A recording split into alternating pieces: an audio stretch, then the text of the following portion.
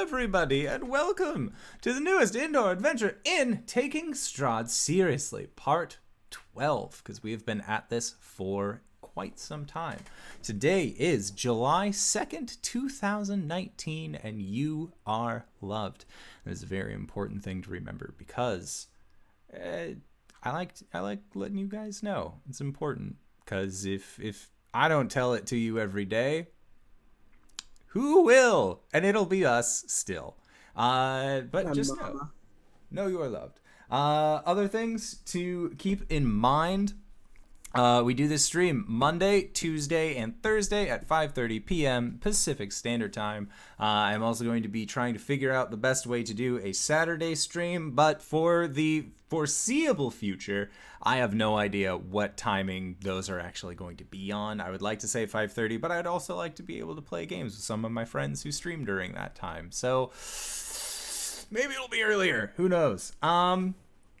Other things to keep in mind, we have VODs, we have audio casts. You can find us wherever there is media content being distributed under Indoor Adventures. And yeah, it's a good time. Also, did it work? No. Why? Okay. I guess I'm just going to do my merch spiel from here. So that's the goof, is that it didn't work this time. But we have all sorts of crazy cool merch. We got shirts that say the real dragons were the friends we made along the way. We got the Kronk Gore Blast and Gwen Stompfoot sweatshirt. We got the Indoor Adventure sweatshirt. We got mugs. We got 2 different sizes of mugs with all sorts of awesome stuff. We also got the Corey and Oliviette poster, which goes up past this point, but you cannot see that. As well as a bunch of other really cool merch that I like to try and keep a new stock of, as well as selection from, just so that way we can show you guys stuff that we are passionate about. And speaking of stuff that I am passionate about, on the 27th of July, that is this month when we are broadcasting, we are going to be holding a 12-hour charity stream featuring game systems like Power Outage, Dungeon World, Kids on Bikes, and Dungeons and Dragons. We're going to be having giveaways happen during that time. Our dear friends at Elderwood Academy have hooked us up with some really sweet merch. This is the top of one of the mini hex chests that include a tiny set of dice in them. These dice are so tiny. Here is a standard dice for size comparison. They are just itty bitty. We got 3 of these things that we're going to be giving away. We also have the Mighty 9 mini set from the Critical Role Kickstarter that came out. And on top of that, I was also looking around and realized there is a topical miniature that I can give away. One that LB, I think, will actually really appreciate. And that is a Fomorian mini. So the big nasty man that the 4 Keeps fought not 2 Mondays ago, there is actually a large-scale mini for that. Or if you're still playing Storm King's Thunder, there is also a Frost Giant that I am going to be giving away. We also have other stuff. Daddy Warbucks, a dear friend of the show, has offered to give away the Roll20 book set for either Ghosts of Saltmarsh, or if you already have that, Descent into Avernus when it releases later on. We also got a bunch of other stuff that is going to be given away to everybody, or at least I'm going to try and give it away to a bunch of people if I can, because again, we are doing this as a charity stream on the 27th, with the proceeds going to support mental health awareness, as well as suicide awareness, because that is it's a serious problem in not only this country, but also kind of everywhere. So we are going to be helping out the Trevor Project, the Take This organization, as well as the Tiny Changes organization, which helps out Scottish youths. Our dear friend Jen has informed us that there are some days where the sun is up all the time and other days where the sun is down 4 days on end. So, man, that'd really mess up my schedule a lot. So we are going to be helping out those kids as well. But with that, that is it for my spiel. So, RJ, who are you playing tonight? Hey everybody, I'm RJ and I'm playing Bartholomew, or Speedy, the Human Ranger. Hi, I'm LBHackEmUp, and my camera knows how to do dramatic entrances. I'm playing Silme Malreska, the half-elf wizard. I am the indoor adventurer, and tonight I will be playing Kefris Malrezka, the mongrel folk barbarian. And then JD, who are you playing? I'm JD Libby, and I am playing Rosalia Martikov, a human rogue. And I'm Danae Keener. I'm going to be the Dungeon Master for tonight. Let's start things off, as always, with the recap. Last time, Bartholomew gave the Malrezkas the talk regarding what happens to people who are turned into werewolves in Vallaki, and Kefris had another nightmare, causing him to rage in his sleep. The group made their way south to the Wizard of Wine's vineyard to get a shipment of wine for Krezik so they could gain entry to the city. On the road, they met Rosalia, a woman seeking help, as the vineyard has been overtaken by druids and blights. Together, they mounted an assault on the occupied winery, massacring a multitude of blights. Unfortunately, it seems that the effort is too little too late, as the majority of the wine has been poisoned. Now the assembly stands at the top of the stairs leading to the basement, ready to descend and drive out the last of the intruders. Who's going to be leading the way down this spiral staircase? How high up are the ceilings? I'm going to say 10 feet. Okay. I'm gonna go up onto the ceiling. I'm still like, Kefris. what? Doru did it, and it scared the bejesus out of me. Hey, Sorry. My bad. pups Alright. like to yammer all the time.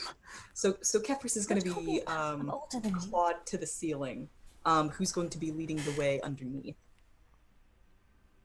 Okay. You go right ahead.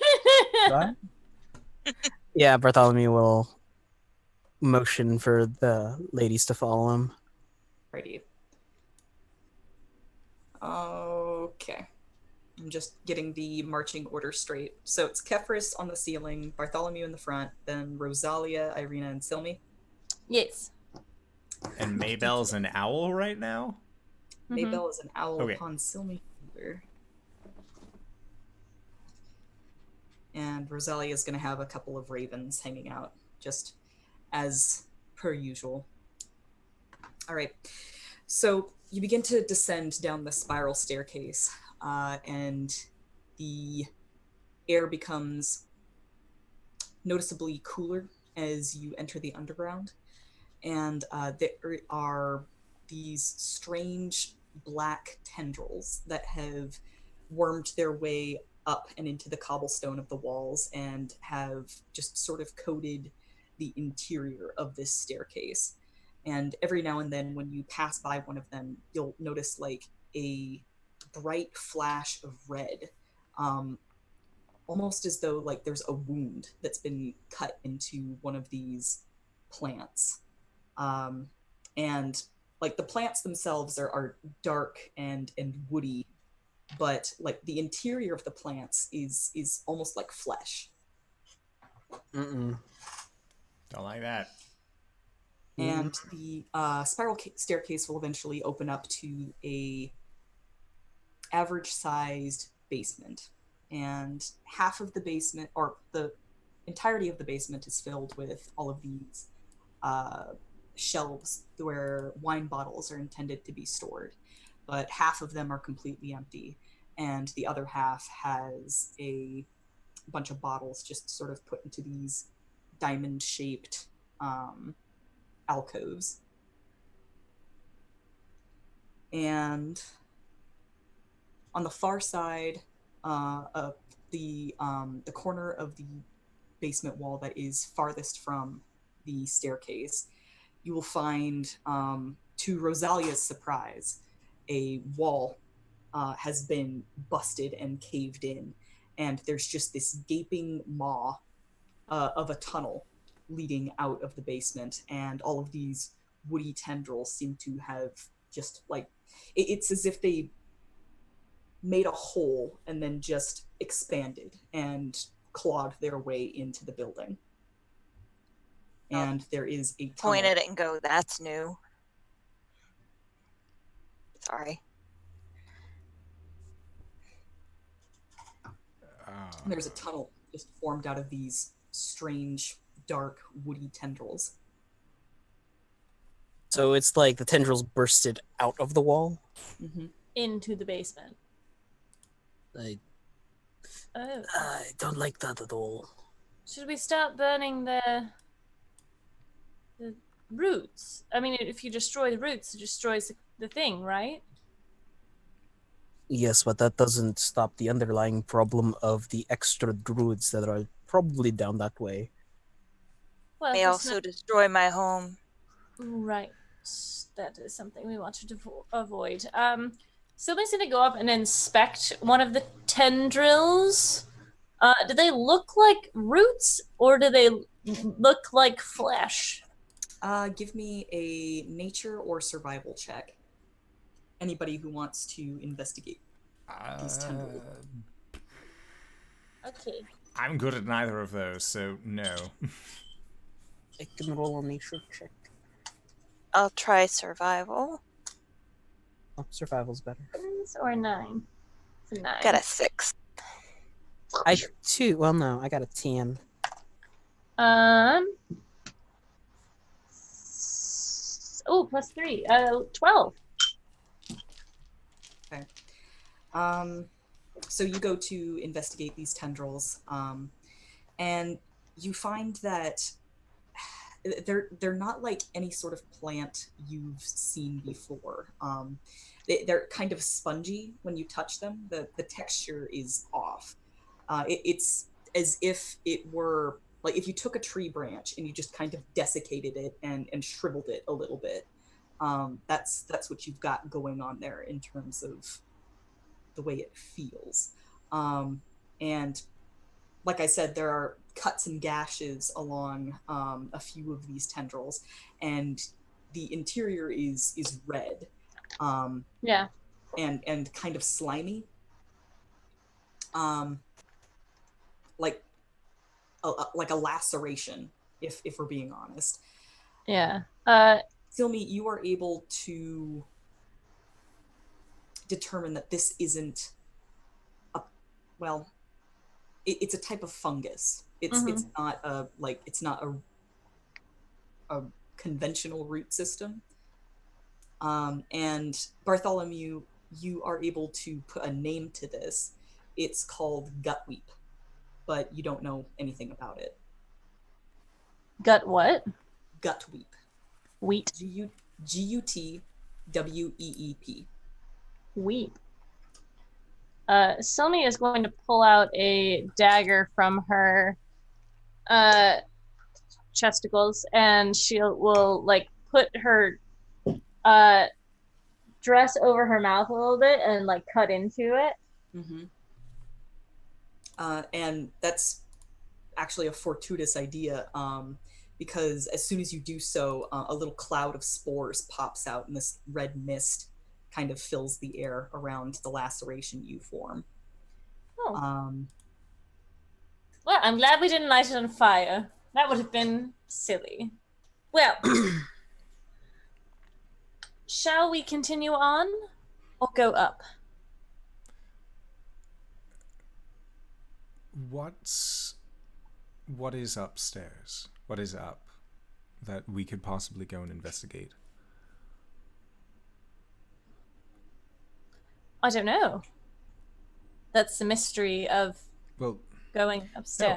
No, I was more meaning Rosalia. What kind of rooms are situated upstairs? Is this going to be a lot of kind of quick searching, or is this going to be we're going into another open area?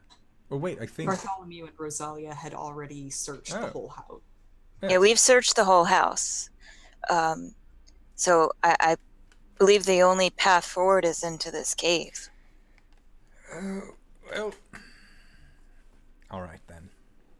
My vote is for cave.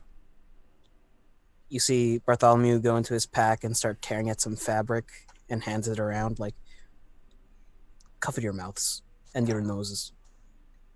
I raise my shawl up above my nose, like so. I don't have a thing like that, but I'm with you in spirit. Oh, blanket. All right. Let us go.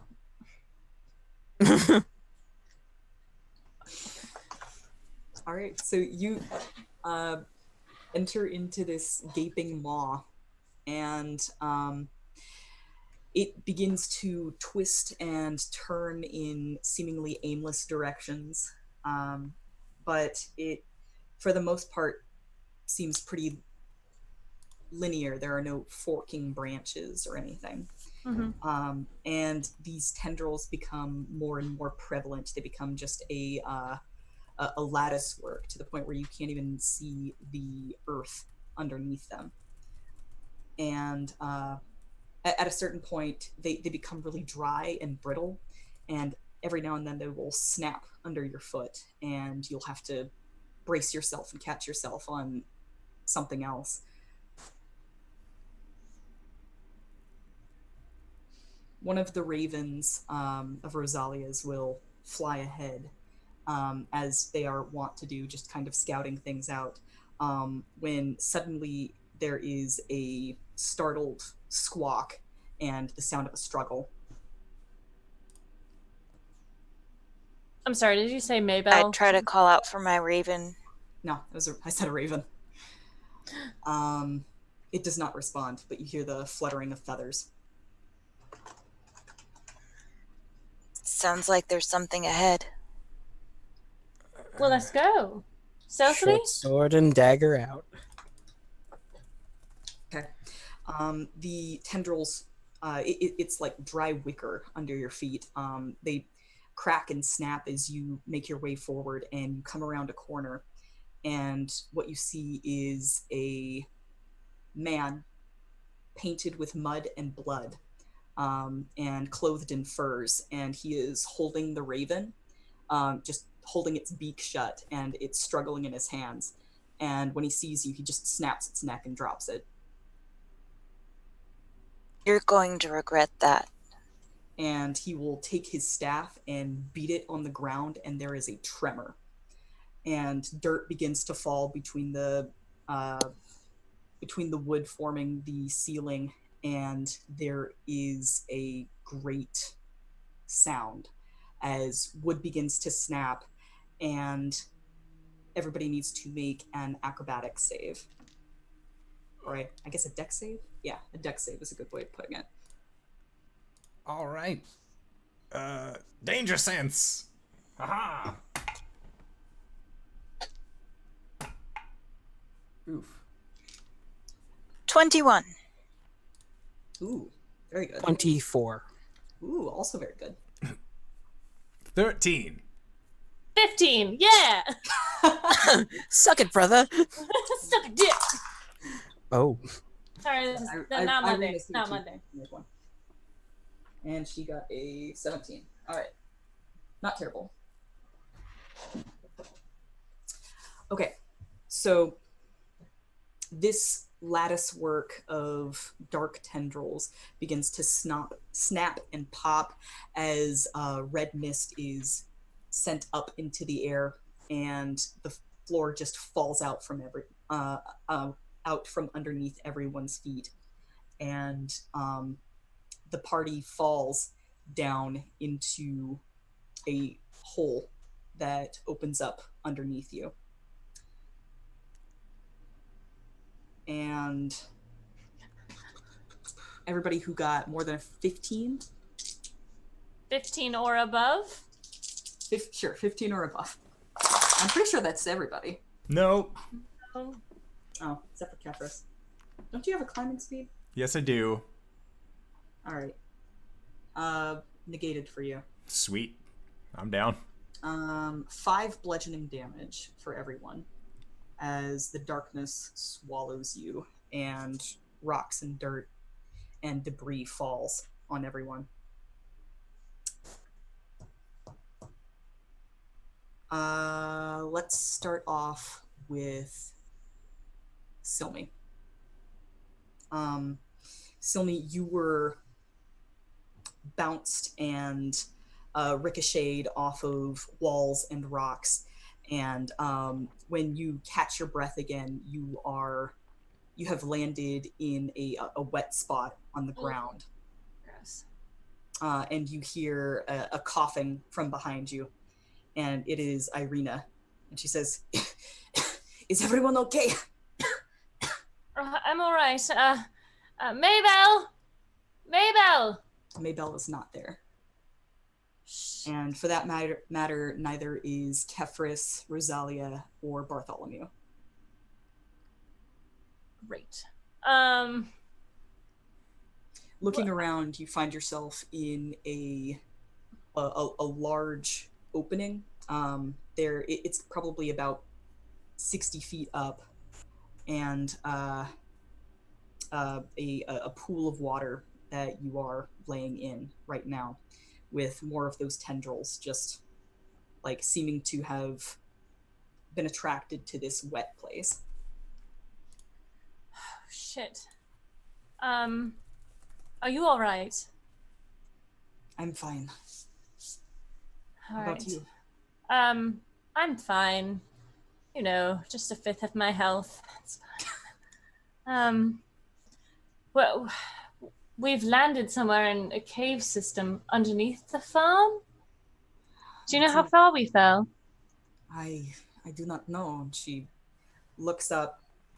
There's very, very little light being let down in here, just through small cracks high up in the ceiling. I'm a terrible wizard and I don't have a light spell, or feather fall, or find item. Just digging through all of your spells. I'm just trying to figure out what we can do. Are any of your clothes harmed? What? I'm sorry, I don't know what to do. I'm not an adventurer. I don't know all I have are my spells, and I only have a few of them left, and I was saving one for Speedy. Kefris. But I can do that tomorrow, I guess. What do we do now? I suppose we find some light. And she will kind of look around and... God, I don't know. She... Now suddenly Irina's in an adventuring position. I'm not prepared for that. I have incense. I don't know how helpful that was. She just like starts going through her bag. I have a bag of sand. I have the Russian nesting dolls. I have some parchment that we could burn, but I don't have any torches. All right. And she will just like rip off a piece of her shirt, and find a stick on the ground somewhere and wrap it up, and like sort of pat her pockets and be like, I don't have any matches. Do you have any way of lighting this? Oh boy, do I. However, most of my spells are well, remember that one where I shoot fire in a really big line in front of me? Yes. I can do that. Or the rest are pretty much just cold-based spells. I see. I can make it feel like it's hot. Okay. All right. She's gonna sit down and be like, do you know how to do the rock thing? The rock? Oh, I have read about it. I've never tried it, but I could definitely start. All right, kindling. We need like little branches and stuff, and she'll start to get together like little bits and then big bits, and then she's gonna grab rocks and just start. If you strike them together in an upward motion, like you're making a check mark. All right. Do a survival check with advantage as Irina helps you out. It's two noble women go glamping. This isn't glamping. This is making them go to Firefest. Yeah. Survival? 9. With advantage? Okay. I rolled a 3. We'll come back to that. 20 minutes later. Amazing. You know, if we spend an hour and 10 minutes here, I can definitely get Maybell back. Okay. Rosalia. You find yourself in a very claustrophobic place. You are stuck between a Bartholomew and a rock, essentially. Your arm is kind of wedged up against his chest. And there's this terrible burning sensation against your forearm. And it's just not comfortable at all. Bartholomew, it's very difficult to breathe this way. If you would kindly move your arm from my chest. I would love to. It hurts. My apologies. Let me. You hear, Am I able to pull my arm out? You can shift it a little bit, but that just moves the burning sensation to a different part of your arm. You hear the sound of a raven calling behind you, and you're able to twist a little bit to get a look at it. And it seems like there is a hole just small enough for a raven to fit through. And it is just poking its head through, and it caws at you again. Back at it. Right in Bartholomew's face. I'm gonna say, pretend you never saw this. And poof! I'm a raven. Bartholomew blinks. Bartholomew, there's suddenly a lot more wiggle room in this.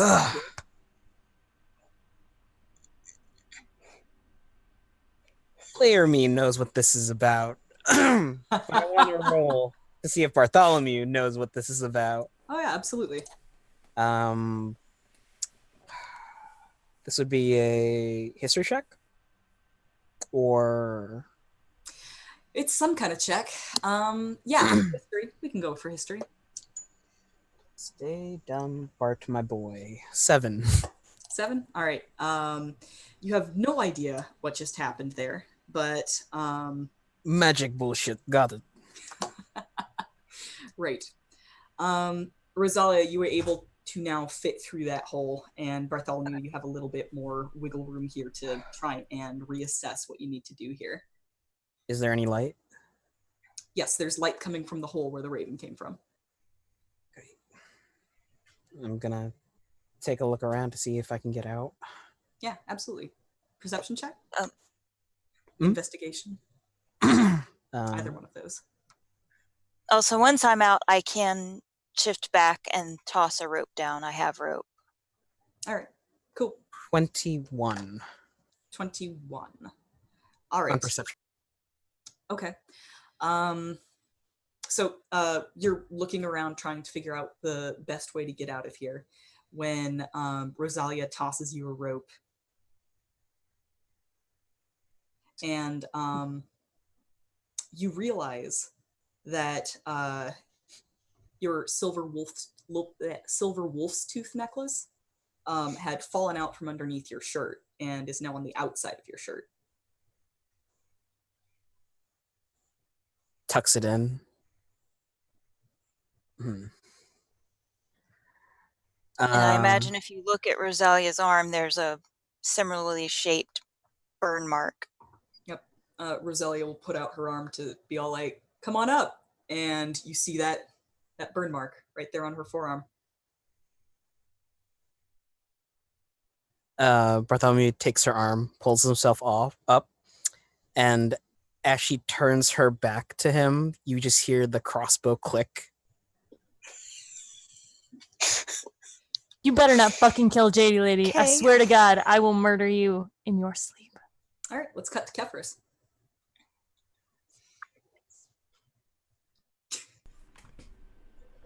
It's a race of D6s.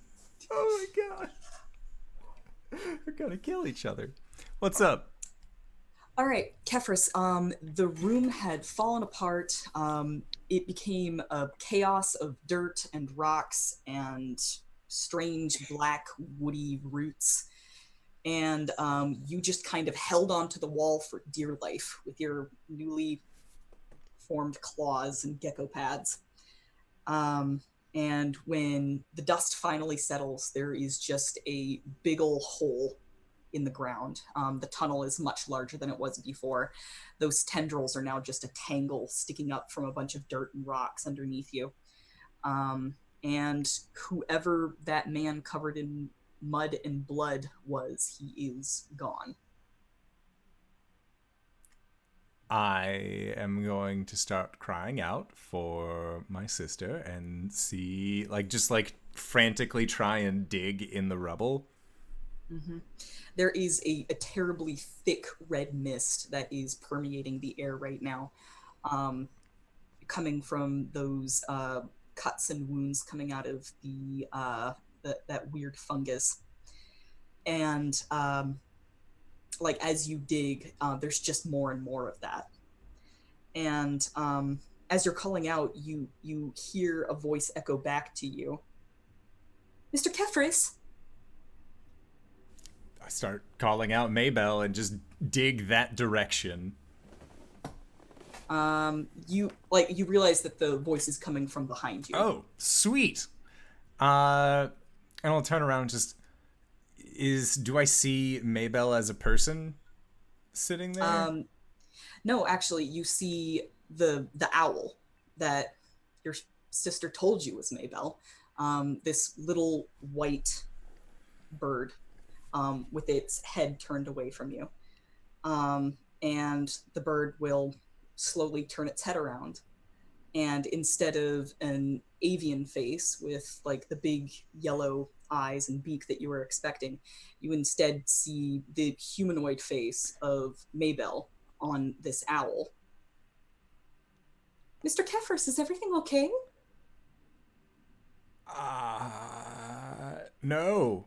No, it is not, Maybell. As you can clearly see, Silme's gone. Irina's gone. Speedy's gone. And Rosalia's gone. Is there any way I can convince you to maybe... Can you speak like that as a bird face? I would actually find that much, much better. This is just a lot. The bird will open its wings and fly over to you and land on the rock next to you. And when it looks back up at you, it has the bird face again. Thank you. And it just hoots at you. You have to have... Insistently. Its eyes are wide and very uncomfortable. Do you have to have the... Is that... You can't turn back into a person without Silme, can you? She shakes her head. All right. Well... You two are connected somehow, right? Is there any... Do you know... Can you feel where she is? She cocks her head to the side and will nod. Is she down there? He'll point to the rubble. She turns her head this way and that as though she's listening. This is actually a true fact about owls. Barn owls, at least. They have asymmetrical ears so that they can tell which direction certain sounds are coming from. But she will... Weird random facts in the middle of a game. Bird facts. But she turns her head as though trying to echolocate where Silme is. And she will fly off in a direction and perch where the druid was standing before. And you can see that there is a hole in the wall there that you could slip through. And she just looks at you and then flies through that hole. I'll follow her. Okay. And you do that. Silme. Yes. It took a while. It took a concentrated effort between you and Irina, but you finally were able to start a fire. And Silme just has this she did something, she feels so good about it. You can see it on her face. She is so happy. that she has accomplished this goal. There you go. And she just kind of lifts it up and she's like, oh, okay, all right. Well, let's, step 1, fire made. Congratulations, good job. Yes, well done us. Step 2, where are we? We're gonna kind of take the light and lift it above us. Mm-hmm. There is the sound of running water as it seems that there's some sort of underground spring here. And Irina's just going to kind of squint around in the darkness and be like, well, we went down. I suppose we want to go up. Right. I can teleport myself, but not very far. Otherwise I could make that hut thing. But beyond that, I think maybe I can locate Maybell. Are you able to do that? Somewhat. Usually she comes to me, but maybe this time I could find her. I'll try to concentrate on her thought waves. Okay. She seems to be out of your range. Okay. You aren't able to connect with her and like see through her eyes. Yeah. But you do know that she is close enough that you can detect her, but far enough that you can't connect with her. All right. Is there any way? Are we in like a cave that has any openings, or is it just a big old? Oh, certainly. It is a cave that is taller than it is wide. Mm-hmm. And there are some openings, but they are higher up. So you're either going to have to climb or use magic to get up to one of those openings. I think it best if we just climb at this point. We don't know what else we're going to run into down here, and I should keep some spells. Yes, no, I agree with you. All right. So yeah, well, which way do we go? I mean, which path do we take? Whichever one takes us up, I suppose. They all go up. They all are up. Should we follow our nose? Make sure it doesn't smell foul?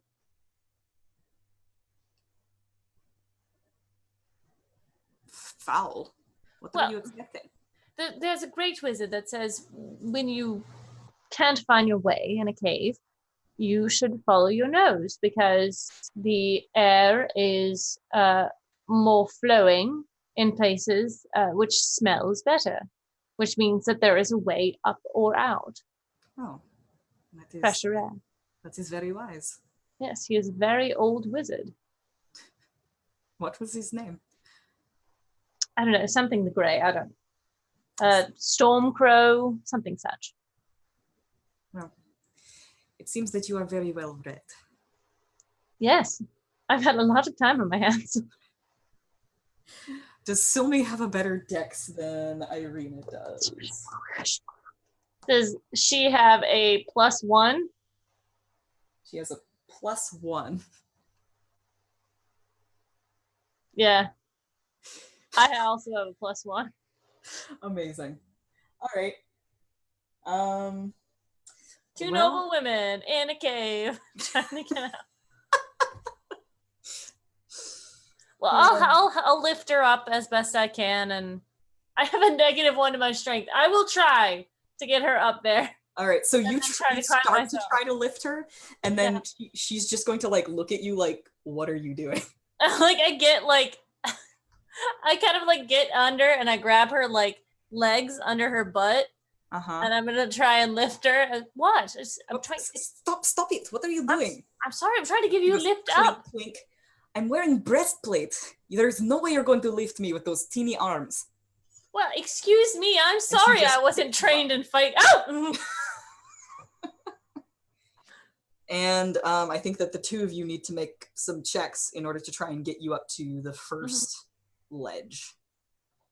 athletics and/or acrobatics? Yeah.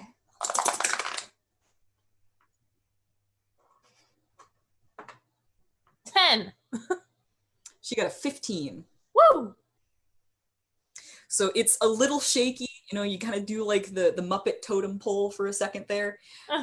But she is surprisingly strong for her size. Wow. And she will get you lifted up and then actually like hook her hands under your feet and then push you that last bit.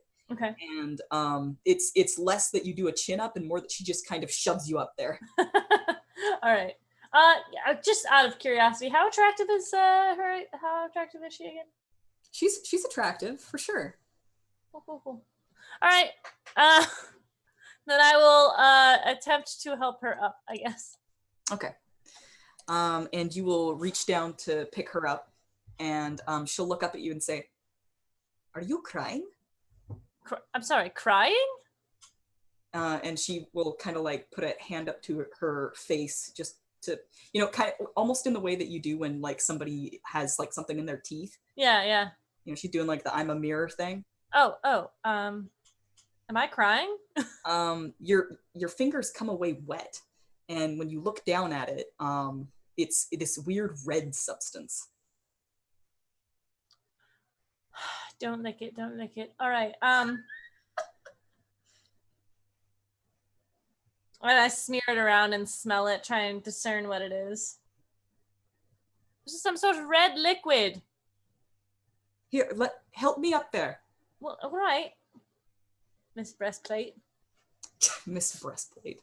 All right, give me an athletics check. We'll see if the Athletics 4. Great. Oh, natural 1 for Irina. So her hand just slips out of yours and there's a clanking sound as she falls against a rock. Are you all right? I'm sorry. My hand is wet. And that clanking sound is punctuated by a clinking sound right behind you, as though it's china just sort of clinking together. I quickly turn around. All right, you see a strange sight. On this ledge with you up in this cave, you see a little table set out for afternoon tea. And sitting at this table are a few figures, a man, a woman, and 2 boys. And one of these boys has black hair and is wearing some fine Barovian clothes. Another one of these boys has brown hair. And the woman you recognize as your mother, and the man you recognize as your father. Strangely in Barovian clothing? No.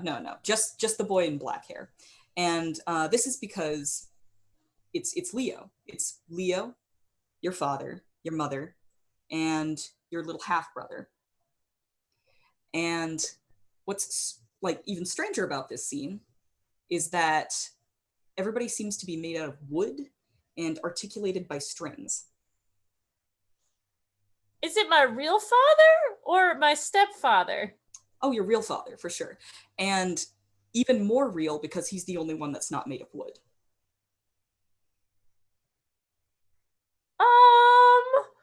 And as all of these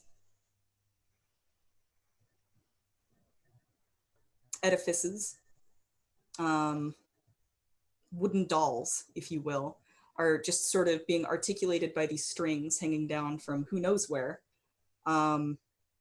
little Leo will kind of lift a teacup to his lips and turn his head and look at you with these kind of sad eyes. And your father will put his teacup down and say, "What are you doing, Silme?" What? I would like to make an Arcana check to know what the fuck is going on, please. Oh, certainly. Which one do I pick? I want to know. 15? A 15? Okay. Yeah, there's something very strange going on here. You're almost certain that this isn't real. It can't be real. None of this makes sense. Obviously, it's not real.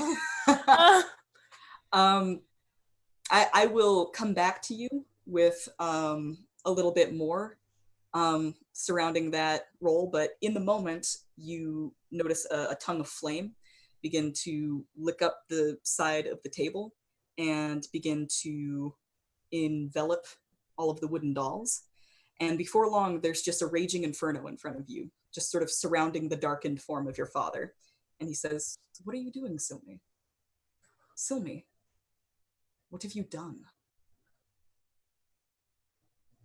And we're going to cut back to Bartholomew and Rosalia.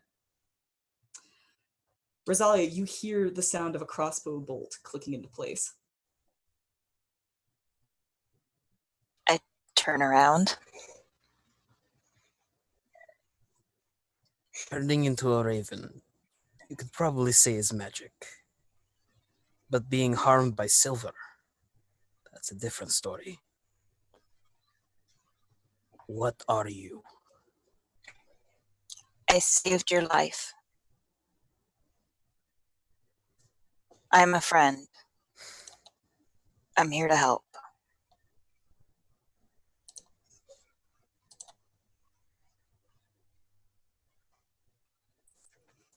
And that's lost to the gods forever. That's a new dice, goddammit!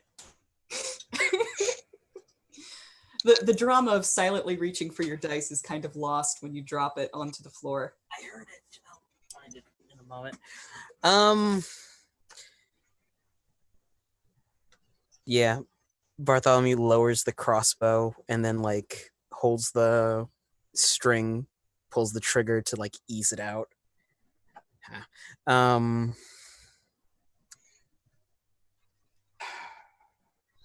We can talk more later.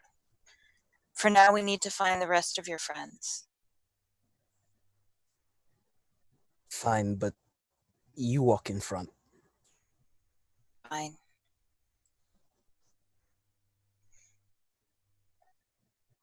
Watch your feet. He looks down, steps over the gap. So we'll keep walking into the cave, I guess? Or do we think the rest of the group might be behind us? That's a good question. The area that you guys found yourself in is filled with a lot more debris. So it's less of a pick a direction and walk and more of a like crawl over rocks and dirt and rubble. And every now and then it kind of shifts before settling again. And it's really just sort of a harrowing ordeal.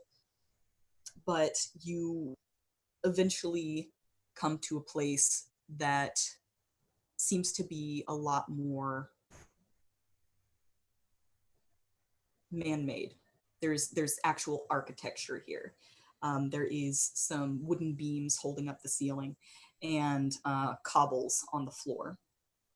And Rosalia, you will actually recognize this place as one of the shrines where the stones would be kept.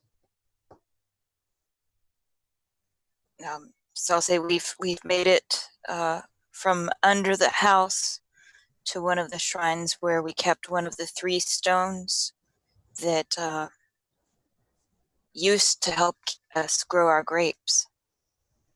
How far would that be from your house? They'd be under the fields, so you're under a field somewhere. Okay. This is the one, this is the shrine to the first one that was stolen. So that was the champagne one? Mm-hmm. The one Okay. that your family blames you for losing. Right. So I'll relay this. This was the shrine where we stored the stone I lost 10 years ago.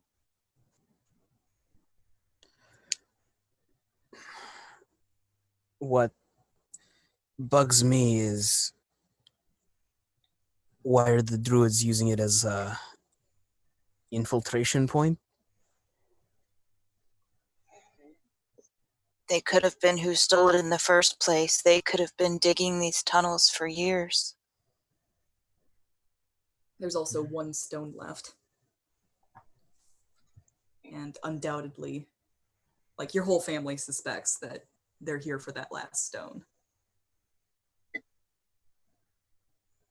Maybe if we go towards that one, we can head them off, or that might be where they are. And what about the Malrescas and Irina and Maybell? We need to find them. We'll need their help.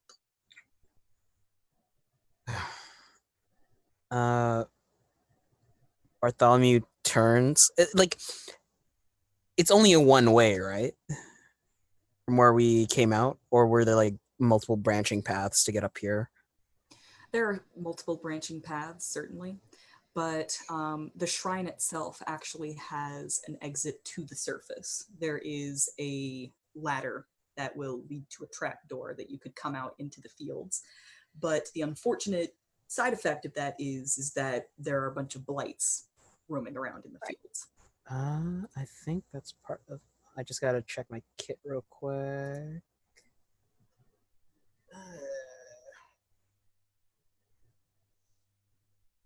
What? Did we say that Bartholomew has, like, some chalk on him? Certainly. Yeah, I'm on board for that. He walks over to, like, a side where there's cobblestone, and he draws, like, an up arrow. Or no, an X on it. Okay. And a big circle, like, don't go up here. Blights, he writes in common. You're trying to look out for the Malrescas even from here? Someone has to. That's adorable. Can I send one of my ravens back through where we came from to start looking for them? Certainly. You have at least one of them with you right now. Okay. Because it will probably take us a few minutes to get back because of the difficult terrain with rocks and stuff. You can definitely have that raven just sort of, like, go down different paths to scout them out and make sure that there's nobody there before coming back to you. So, not to be insensitive or anything, but you can turn into a raven, correct? Yes. So, does that mean that druid killed someone you knew?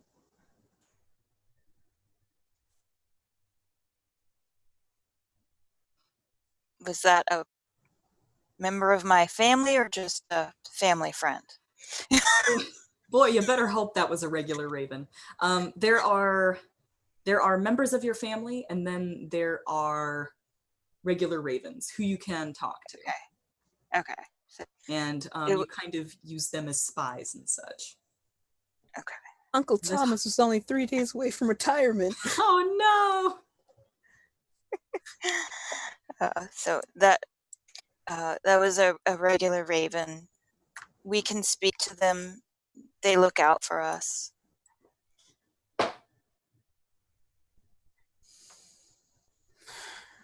Was not like me. But there are more like me. Oh my god. That echoed. Hi, Frankie. Hi, Franklin. Lord Dickhead. Comes yowling in. I guess we'll wait for one of Rosalia's ravens to come back and report and start walking in a direction. Okay. That is what you do. Kepris. You are following Maybell, correct? Yes, I assume that she is able to at least locate where my sister is. I don't understand magic, so it seems likely. She is very flighty and nervous, you can tell.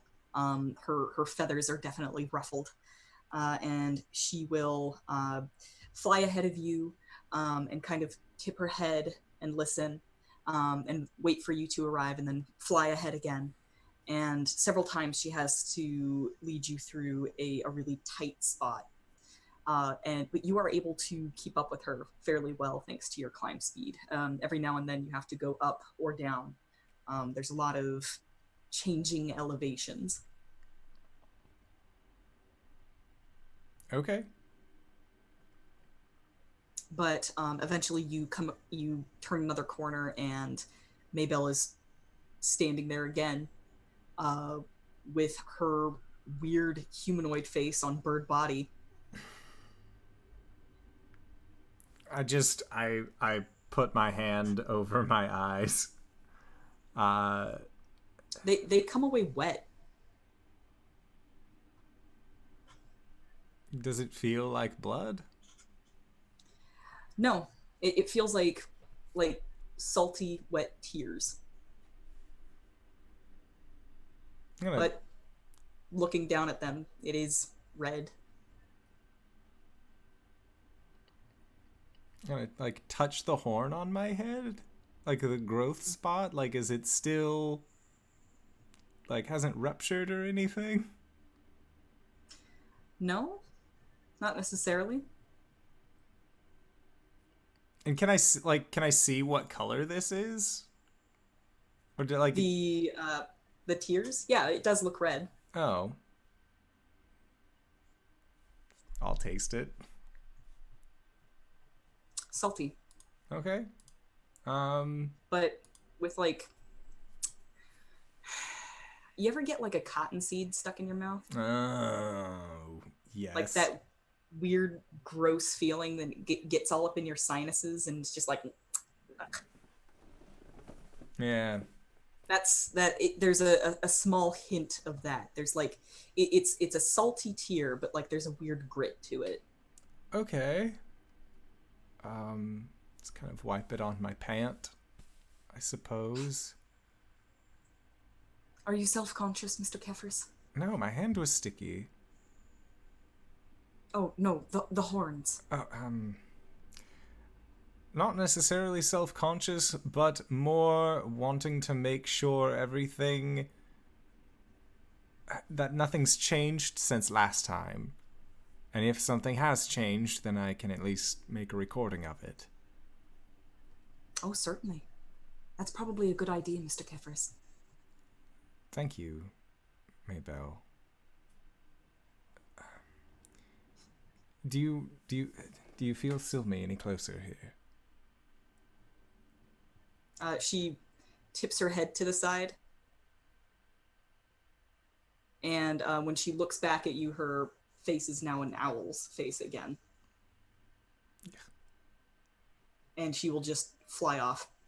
All right. I'm going to look back at the tunnel that I came out of, and are there those weird roots just running above in the tunnel? Mm-hmm. Okay. I have no idea how much of that I got covered in, but, well, there's only one way to go, and I'll follow the bird. All right. You continue to follow the bird. Silme, Yes. you have had a terrible fright. Yeah. Yep. After seeing this, Silme will yell out like that, and like reach forward, and then kind of bring her hand back, and she is actually crying now. Mm-hmm. What on earth? What is this place?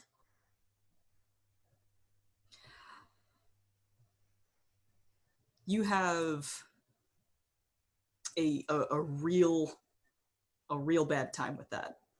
And the next thing you know, Irina is sort of shaking you.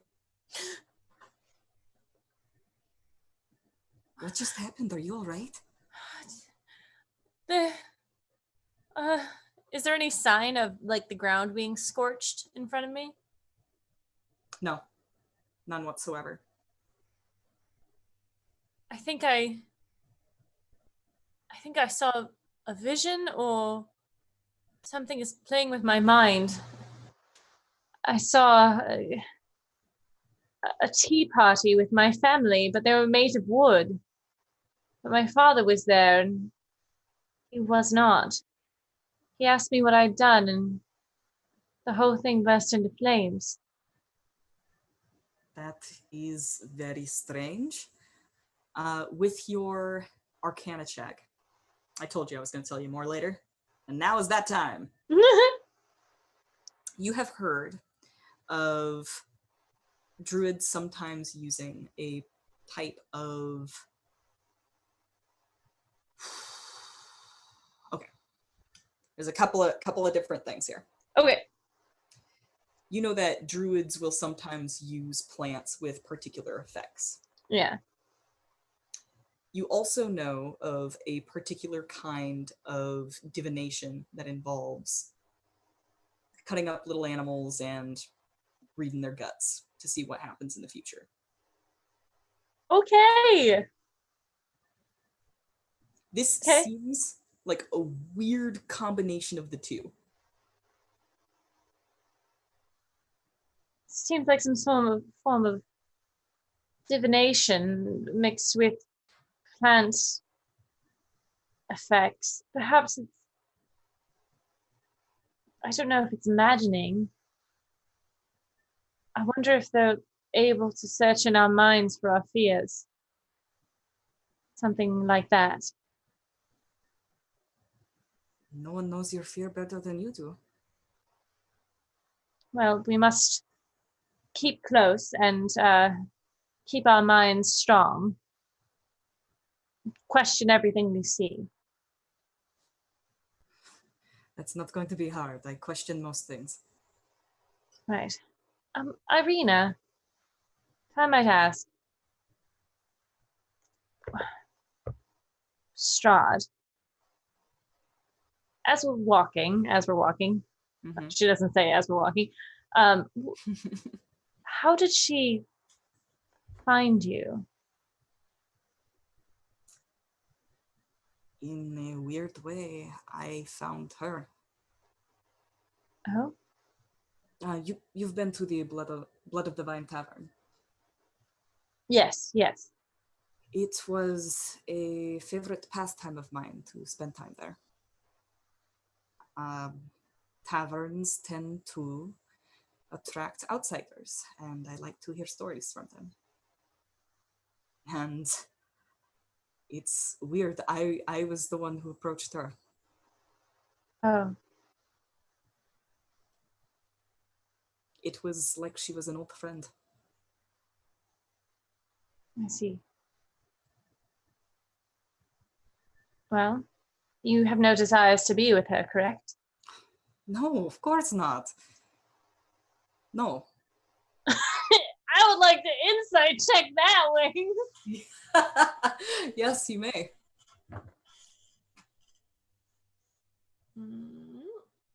Ooh, shit, that's a 19. Dang. There is something there, and she 100% doesn't like it. I see.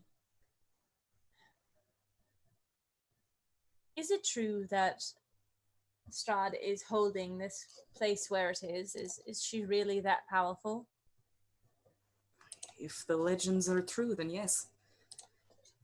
They say that she is the land. And if she is killed, do you want her killed? She must be.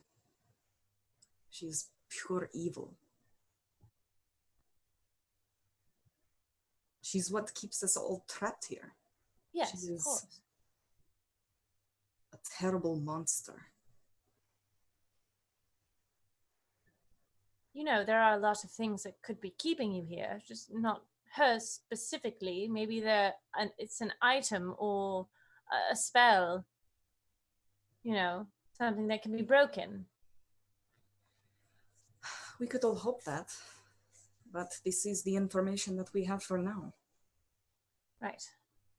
Well, I think information is key. The more we can find out about her and her castle, lair, whatever you like to call it, I think the better prepared we'd be. Well, at least one of your cards from Madame Eva is supposed to give you information. As I hope. Well, let's continue on. I don't want to run into another spectre. Silme, how do you cast spells? Actually, there is components to spells. So there is a vocal thing that you say, and then there is I know the mechanics. I know the specifics. Father Lucian, he showed me some things. Right. But I've never actually tried it. Oh, well, it does take a lot of practice. It's about 6 months, I believe, of study before I actually We don't attempted have my 6 first. months. We need to do things now. I could show you, but it does take time because there's a certain essence that you need to be as you cast a spell. It's not just the items. It is What if I show you how to do it? what? The wine back at the winery. It was poisoned. Right. Father Lucian showed me something. He showed me that you could remove poison from something or impurities. Oh. Yes, of course. Yeah, I could. If you showed me how to do it, I could learn. Or maybe we could do it together. Okay, I think I'd like that. All right. If it'll keep your mind off of things, yeah, and she'll She audibly sniffles. Oh. She sniffles? Mm-hmm. Okay. She will go through the motions of casting mending on a ripped piece of clothing, and kind of walk her through the process of doing it. What happens? It's a minute-long spell, so it's kind of a good walking and talking spell. Okay. And that's it. They just go back together. It makes no sense to me. And when she looks up at you, you see long red lines of tear stains marking her face. All right, don't panic. Keep your eyes on me. Nothing to be worried about. She wipes her face. You're going to probably see something now. She says, "What do you mean?" And she looks over your shoulder, and there is a look of horror on her face. I'm right here, Irina. I am here. Look at me. Look at me. Hi. Let's cut back to Bartholomew. So Bartholomew and Rosalia, the two of you are making your way through these tunnels. The area that you're in now is a little less chaotic. It seems that the Mardikovs had cut tunnels from one shrine to the other, and you actually come across the second shrine, which is also bereft of its stone.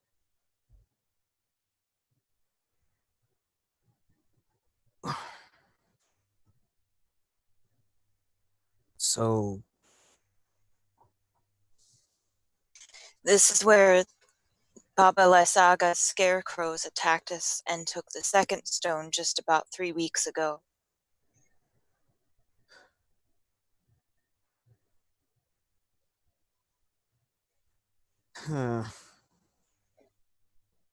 it's just one misfortune after another with your family.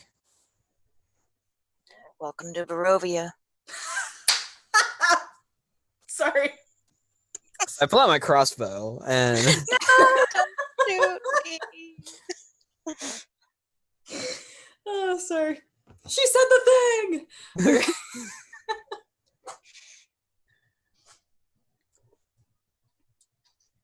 all We have to find everyone else and get to that third stone before it gets taken. Agreed. What are you going to do with the spoiled batch?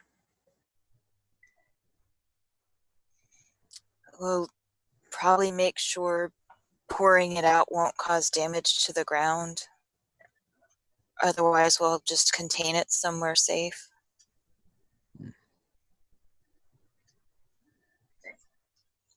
Once we can start making wine again, we can have money to build a new barrel.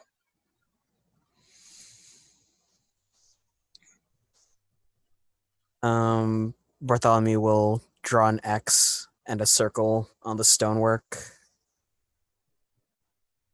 and they'll continue walking. Okay. As you continue walking, you're now just sort of following the paths that have been cut out by the Martikovs ahead of you. But when you exit this shrine, the path that you are trying to take is just swamped by those tendrils. And what's worse, they all seem to have been slashed open, and they are just dripping with that red ooze onto the ground.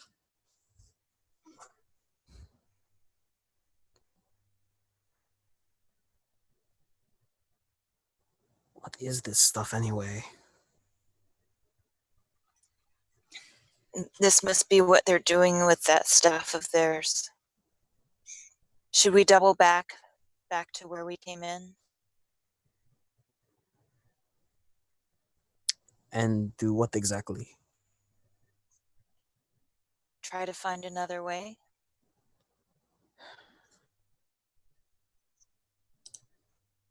I don't feel like getting extremely dirty today, so sounds like a plan. As you turn away from this gory red tunnel, Bartholomew, you catch a sight out of the corner of your eye, and it's a dark shape just sort of standing in the corner of the shrine. And when you get another look at it, it appears to be a tall woman with long black curly hair, and she's wearing a black cloak that has high collar, and it flows from her shoulders all the way down to the ground. And she's just kind of facing away from you and looking at her fingernails. And Bartholomew, as you catch sight of that, Rosalia, you hear your raven call out to you and come up to you and land on your shoulder. And it just says, "Drunken wretch!"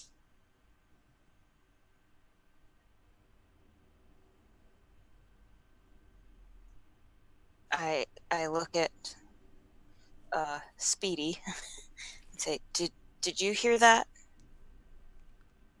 You see Bartholomew look like a deer in the headlights. And you see him turn on his heel, grab your hand, and start running in the opposite direction. All right. Bartholomew grabs Rosalia and just starts sprinting.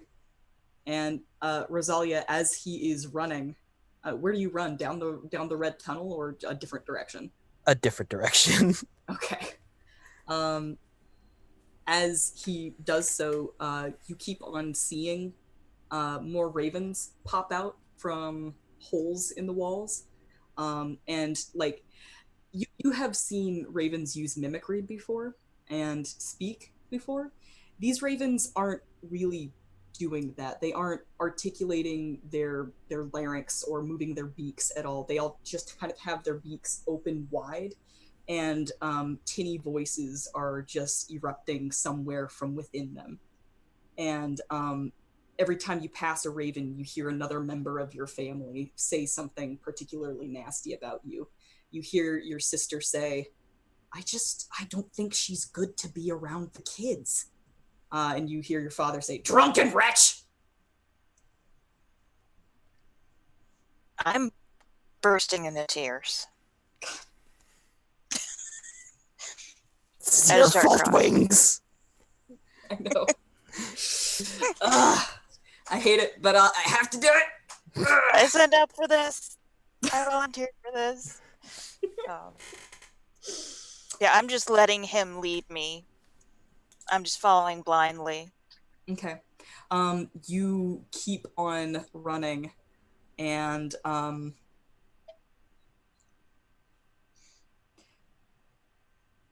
you turn a corner and run into a body, Bartholomew.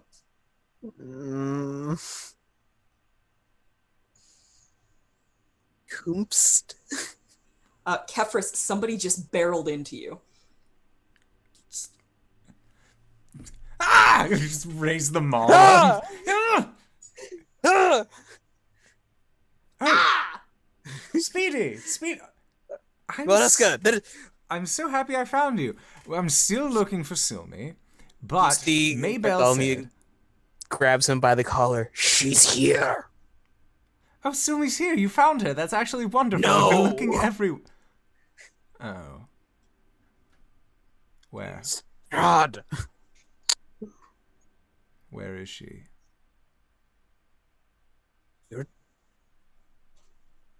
We are running away as fast as we can. If we find your sister, perfect. How do we know that Strahd's not here to find my sister, to find Irina? We promised her brother that we would take care of the both of them. We can't do that if we leave them. Sorry. And which way did they go? Which way is she? There's that sigh of like, fuck, we did promise that, didn't we? Dagger, short sword. And he starts stalking back in the direction they came. Pull my maul out and just start walking forward. I'm getting ready. Taking deep breaths. Where's Maybell at this point? She was off in a different direction, but she comes flying towards you. Oh. And lands on your shoulder. Maybell. Is my sister That sister big down this wide way? eyes. Sister down that way. She turns her head, and she looks really, really sad. And like she just keeps on turning her head in multiple directions, just like she can't necessarily go 360 degrees, but like she's pulling a lot of 180s. And it looks like she's having a hard time figuring out where she is at the moment. Well, we know that Strahd appears where Irina is. So if at least we go to her, then we find one of them.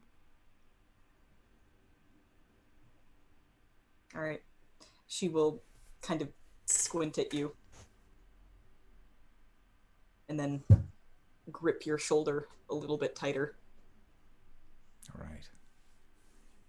Just start heading towards the location that Speedy just ran from.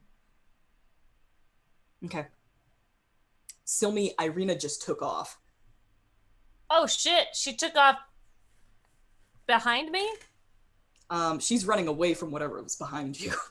I'm gonna turn around. There's nothing there. All right. Irina, please wait, and I'll run after her. We're far enough away that she's not just gonna run off the edge of a cliff, right? Oh, you sure hope not. But she went around a corner, and it is dark, and the footing is a little... Who has the torch? She dropped it. Oh, I pick it up. Yeah. I will continue to run until I find her. Okay. I'm yelling after her. Irina, it's not real! It's not real! There's nothing there! Oh god. Kefris, you can hear your sister's voice. Is it coming towards the location that we're going to, or is it coming from a different direction? It's, well, give me a perception check. Alrighty. Shazam! That is an 18. Okay.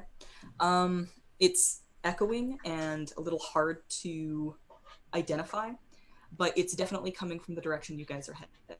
Excellent. I keep running. If anything, I pick up my speed. Okay. Kefris pulls ahead of you, Roselia and Bartholomew. Silme! Silme! Just keep running. Can I hear my brother? Give me a perception check. I'm also yelling, so I'm doing that thing you shouldn't do when you're looking for someone, and that's continuously yell. Because then Yell you and can hear the run. response, yeah. Oh man, it's not like there are things up top that rely on hearing to. Have you met Silme? Has she ever been quiet? Even once. We tried. When she was sleeping. That's a That's a good 14. She snores. 14? You can hear Irina's footsteps becoming more distant. Uh-huh. But you do hear the echoing voice of your brother, and you can't really identify exactly where it's coming from.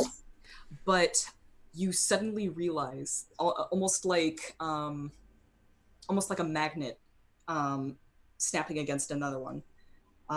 You feel your connection with Maybell suddenly. Oh, thank the gods! I'm going to flash into Maybell's mind for a moment and tell her to have them stop and stay where they are, because if we're both running around, no one's gonna find each other. Okay. I need to find Irina. All right. Kefris, Maybell jumps off of your shoulder and starts batting you in the face with her wings. Bartholomew, as you are following after Kefris, trying not to get left behind, suddenly out of the shadows, that dark figure comes directly towards you. He's going to. Oh, god damn it. He's gonna raise up his dagger and short sword to defend himself. All right. Give me an attack roll. Sorry, y'all. 18? 18? Oh yeah, that definitely hits. Are you attacking with your dagger or your short sword first? Dagger. For 5 points of slashy slash. Okay. Or is it piercing? You hear a startled gasp as your dagger plunges into a body, and a woman falls over you, and grips onto your shoulder, and she pushes away, and you see Irina holding onto her gut with a little bit of blood staining her hand. It's that same deer in the headlights expression. The dagger drops to the floor. And she says, Bartholomew.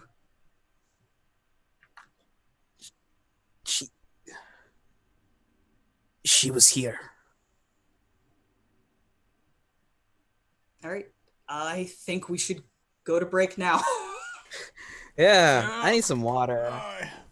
Maybe something a little stronger. Tonight's been hefty, but I'm loving it. And I am glad that JD can join us, especially showing off our greatest cat ever, Tripsy. And thank you, Wings, for doing this. I know that it is hard as a DM to get all of your players to say that they cry in a session, but man, You're doing really good on it. So, we are going to try and be back in 5 to 10 minutes. So, don't go no place unless it's to grab a food, grab a drink, grab a friend, or go to bit.ly/adventure merch, possibly pick yourself up something nice, or leave us a review, leave us a comment, help us beat the indoor air conditioning repair podcast via algorithm. It's a word I try and pretend like I understand, but nobody knows what it means, and that's why it's provocative. And we will see you guys in 5 to 10 minutes, so don't go to a place. All right, everybody.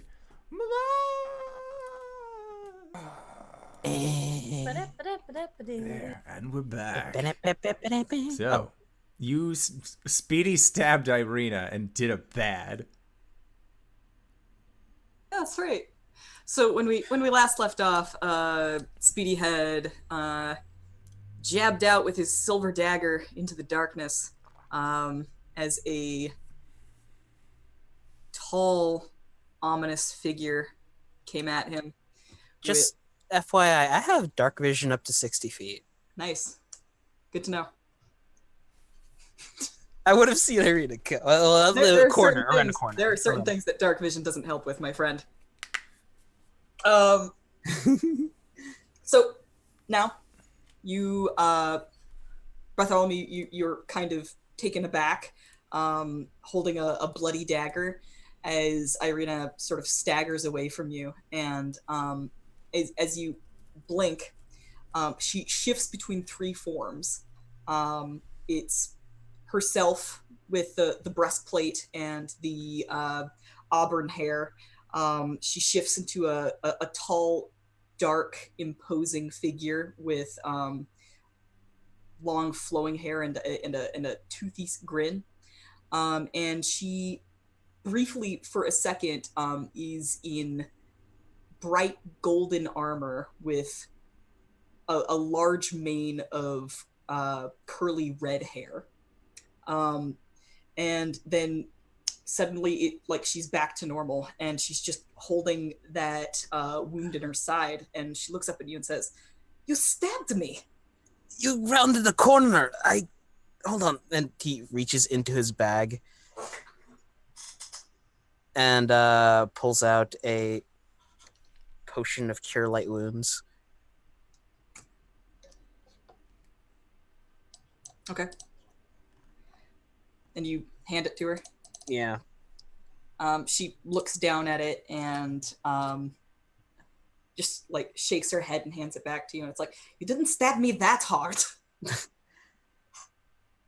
He's like, takes it, he just starts rubbing his eyes. This place is messing with my perception. "I think it's messing with all of us."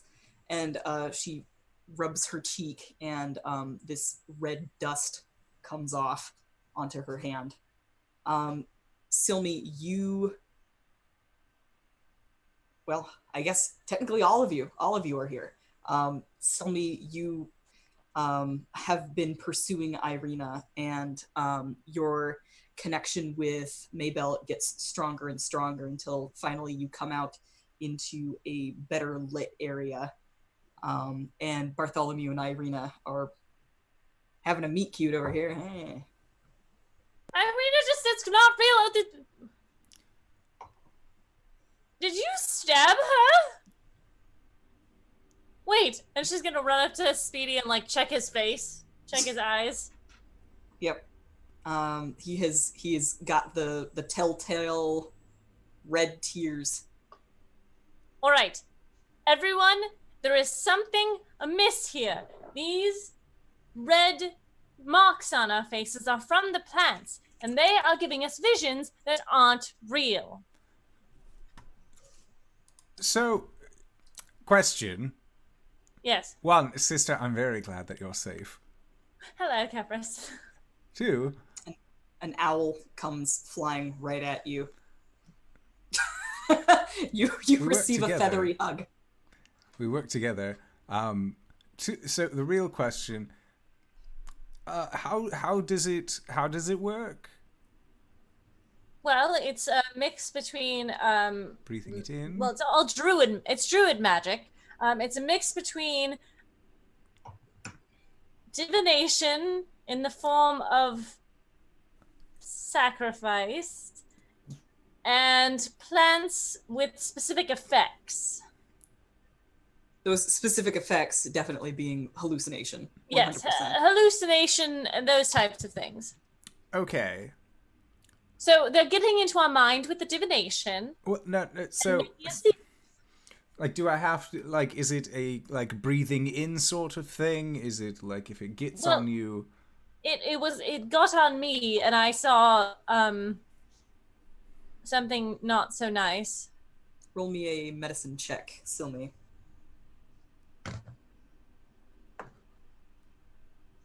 Can I assist? Absolutely. Sweet. That was a 9. 9. With advantage for the assist. Uh-huh. 2 9s. Well, it was a 9 and an 8. Ah. Why are you rolling so poorly? Ta-da! We need to get you a new Do pair of- better. Yes, Do Miss Strahd. better. I'll tell my dice. Yeah, you've been able to connect the gut weep and these hallucinations.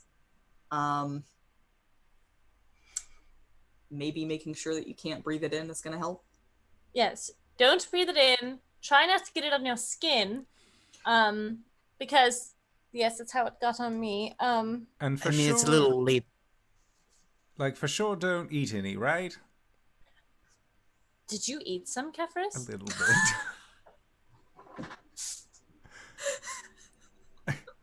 Wait, what? Yeah, I asked if it tasted funny, and you were like, "Yeah, you tasted it. Oh, It yeah. tastes salty." That's right. I just Oh my straight up God. was like, "Num num num." Fucking Kefris. Tastes bad. Don't want this jam, and then keep going about my day. Oh, you're terrible. Oh, bother. So, all right. Well, Everyone does feel a little congested. It's a kind of like an allergies sort of thing. All right. So I'll explain the you bird know, face. it's mind over matter. You know, if you see something that is obviously ridiculous, like Irina, what did you see? I don't want to talk about it. Probably something terrible, like your family bursting into flames at a tea party. Is it really so hard to guess? Well, I know, I don't want to pry, but I'm just giving examples. Or penguins or something, I don't know. It's a penguin. It's a creature that lives in the north. It's very small. It's like a bird. It's black with a white stomach, yellow beak. They waddle like a pregnant woman. That's I'm what just- those They're are made for called. life, okay? It's very cute. There's a lot of Oh. stories about them. Nice. So what are... We've all found each other. Right. What are we doing now? Wait. How do we know we're all real? I pinch her cheek. Ow! Alright, Speedy's real. You could stab a few more people. I Well, don't want to get Maybell's stabbed. real. All right, listen. Up this path is the way to the second shrine where a stone was housed. The druids are somewhere past this point, probably trying to break into the third shrine, and we need to beat them there. Okay, I have a question. Why do they want these stones so badly? Because it makes the wine. And the wine kind of makes people happy. Right, but they can't just be out to make people upset. Is there something that they could use them for besides growing things? Or maybe perhaps growing things is what they want. So what are They you? are magical. If these are the sorts of things that they're growing, I do not want to see that. Right. Oh. When was the other one taken? Several weeks ago. First one was taken 10 years ago. And the last one was taken 3 weeks ago. If someone took it 10 years ago, why would they wait so long? It was taken by separate people, Maybe. or they could be in collaboration. Would this growth that we're seeing here, with all of these tentacle-like things, do you think that would be possible to do in 2 weeks with this stone? I don't know. There are a lot of tunnels. We were investigating some of them, so they could have been working on this a long time. All right, well, we must put an end to this nonsense so we can get back to town and get things sorted for our friends. Did wind up a lot more involved than we were all expecting. Yes. Well, druids. I appreciate your help. We appreciate your assistance. Glance meaningfully at Speedy. Speedy gives a curt nod and turns away from her. All right, so we're heading back towards the third stone, where the third stone would be. Rose, do you know how to get there? Yes, we just came from there. Right, perfect. Then let us away. And if you see anything or see anyone with the red marks on their face, say something. It's not real, all right? I know that it didn't help you, Irina. I understand. We need to mind over matter this. We are strong of will and strong of wisdom, hopefully. Debatable. So, Saves again. If we were strong of wisdom, we wouldn't be in this situation. And Excuse Speedy me? starts walking down the hall. We couldn't help that. A crazy person opened up a hole beneath us. Funny that. Yeah. So you guys head back into the shrine, and you come across that red tunnel again. Is it completely coated, or is it just like all along the floor? It is, yeah, basically completely coated. It is up on the ceiling, it's up on the walls, Damn it. it's on the floor, and pretty much every single vine that you can see has been gashed open somewhere, and there's just a red mist that is permeating the tunnel. I would like to This try is something. where we saw our scary thing, so be careful. Right. A little bit ways down, I'm going to do the thing where I cover my face again, and I'm going to slash at one of the things, and I'm going to hold the fire up to it, up to the mist that comes out of it. Does anything happen? Fire up to the mist?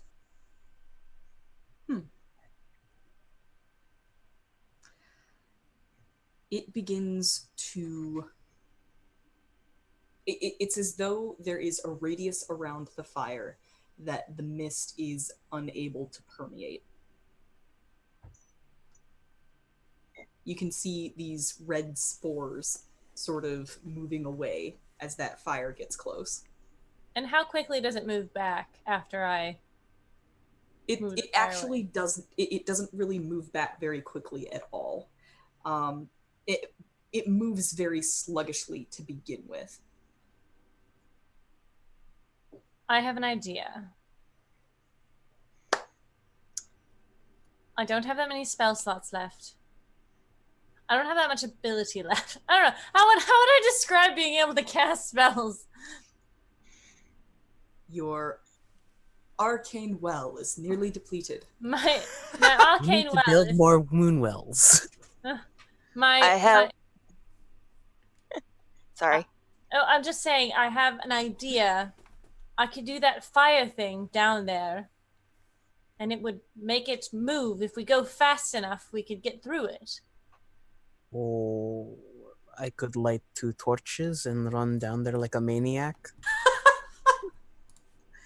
I also have a torch. See, brother, how come we don't have any torches? I was left. I actually have I made- 13 of them.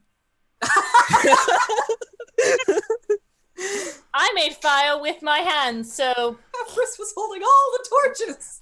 Look, last time we were in town when I still had some money, I'm pretty sure I was like, I want 10 torches. Or no, I took Vic's. That's where most of them came from. Oh, you did the what, Why does Vic have Caverns? so many torches? He has dark vision, as do many of you. Adventurers kits. Mine was from a Monster Hunters pack. Interesting. So yes, All right. click clack. So, simple enough. We all light up. Blaze Dank. it. I have oil as well. Quite dank in here. It is very, very wet. Damp, yes, very damp. Some dank grass. All right, so torch is lit. Rosalia totally knows where to find fish. It's the dollar store. How good is it gonna really be? Did we literally just make this joke? You guys all light up. What's your plan? I'll tell Foosh, foosh, Silme to keep Maybelle close because if you're perched weirdly, she might get infected. Silme's gonna put Maybelle like you do with like dogs. You put them in your jacket and you button them up. All right. She's in the bosom. I'm not wearing pants, so I'm gonna keep my torch low so it doesn't get on my legs under my dress. Okay. I bought adventuring clothing for everyone back at town. And you changed Silme out was of- gonna wear pants. Adventuring clothing can be a dress. Okay. Silme does not wear pants. Wear some fucking leggings or something. Talk to freaking Gandalf the Grey about that. Yeah. Adventurers don't have to wear pants. All right, let's go. All right. So everybody gets a torch, and we'll move it around like a bunch of airline directors. Everybody, go ahead and give me Constitution saving throws with advantage. Oh boy. Woo! Did you just say 4? I said, oh boy. I'm actually good at those. So I like to tell myself, oh, it was with advantage. That's good. Nice. Womp womp womp womp. Womp, Natural womp, 20. womp, womp. Woo! Gee. Womp womp. 2 of them. Wow. All them womps. So many blumps. 10. 10. Cool. Great. Awesome. And Speedy. Oh, 18. Excellent. I'm protecting Maybelle. The husband is back. Sorry, I heard a commotion behind me, and I was all like, what's going on this spooky Tuesday night? Yeah, speaking of which, so you're making your way down the hallway with your torches. Silme, who are you close to? I'm probably near the back. So with All the better. the other ladies.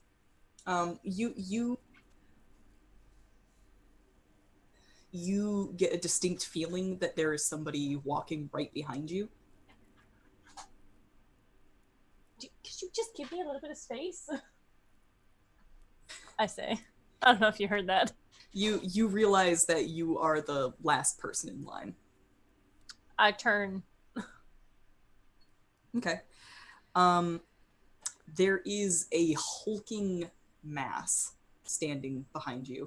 And when I say standing, I mean crouched, because it is too large for the tunnel. It has a pair of glinting yellow eyes, and there are sharp protrusions coming off of its face and body and arms in different areas.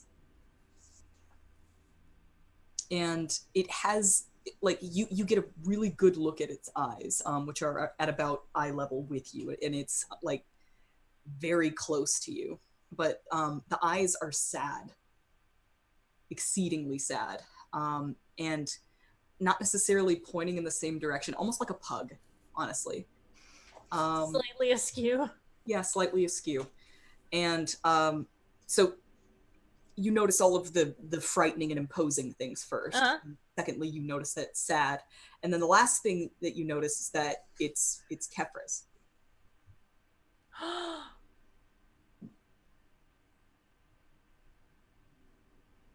Maybell, you seeing this? Maybell's head will turn towards you, and then she will, like, it'll whip back around the other way, and she goes, "Froo, froo, froo," like trying to get everybody else's attention, and she just like puts her wings up over your eyes. Oh, my baby. I'll rush over to my sister. It's okay. Yeah, it's okay. It's okay. It's okay.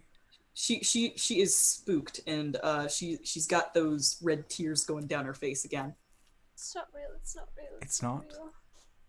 We went through this in your early 20s. It's fine. Irina will come That was over. layered. Irina will come over on your other side, and Kefris will take one arm, and Irina will take the other. And she'll say, "I know it's frightening, but it's not real. Just keep on moving."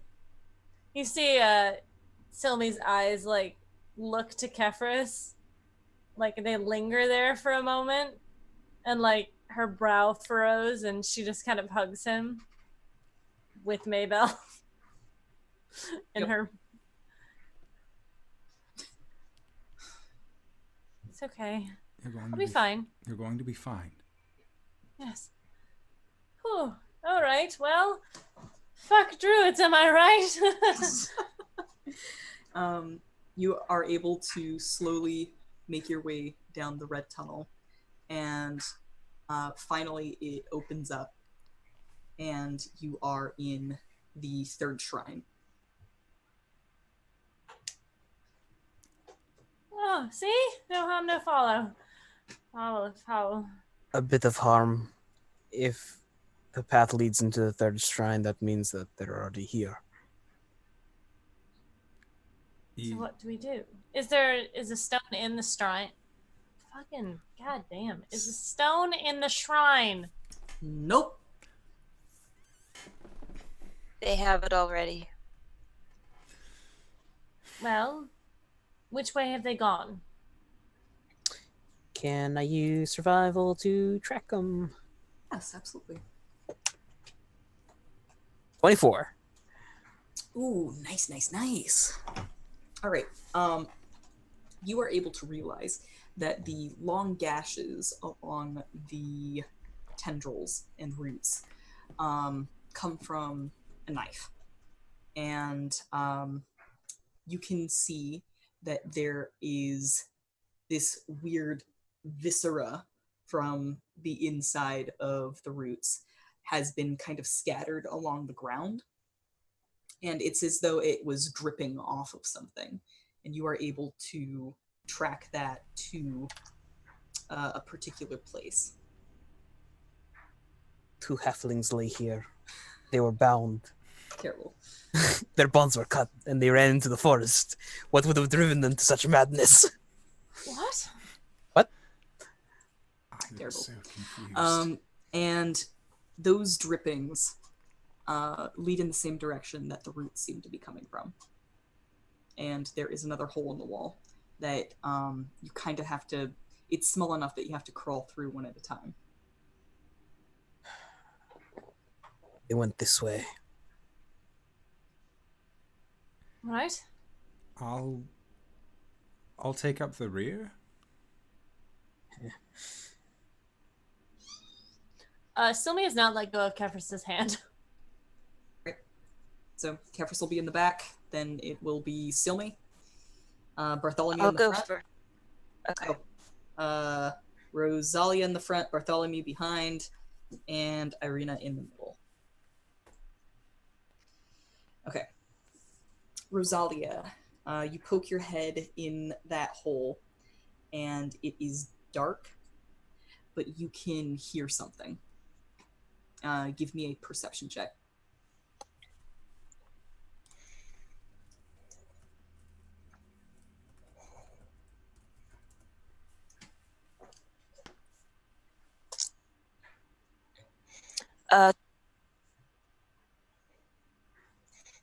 A non-natural 20. I couldn't Non-natural. think of the word Okay. for it.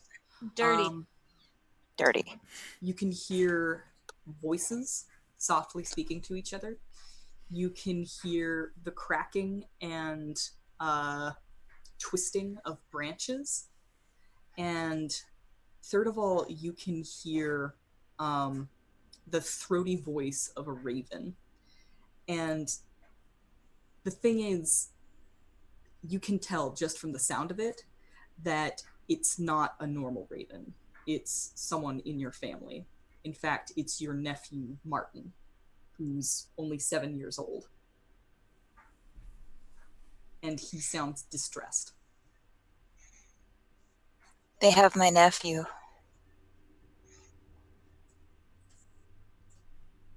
They're taking hostages now? You're sure of this? This isn't a hallucination, you're sure?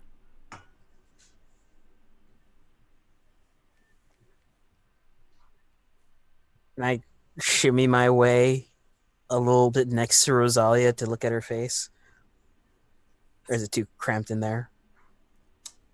No, she currently has her head in the hole, and it's like, it's only large enough for one person to get in.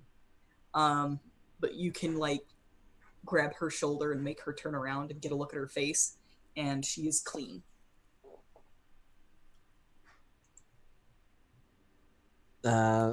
Speedy will nod back to Kefris and Silme. We're going to have to be extra careful now. Is it safe to move in? I don't know how many there are. I couldn't see. I could only hear. Then let me go first. Well, can you send one of your ravens? Or maybe Maybelle could go in. Can you see through your raven's eyes? No, and I'm not sure I can trust them right now. Dang. All right. Maybelle, would you mind doing some reconnaissance? She blinks and you see your green eyes. Well, I guess you don't see. Everybody else sees her green eyes appear in Maybelle's eye. You see Silme kind of... All right. Put a hand out for her brother. Yep. Maybelle will dart down into the hole. And she, immediately you see that there is a short drop, about 10 feet. You guys are, in order to get back out of this hole, you're probably going to have to climb out.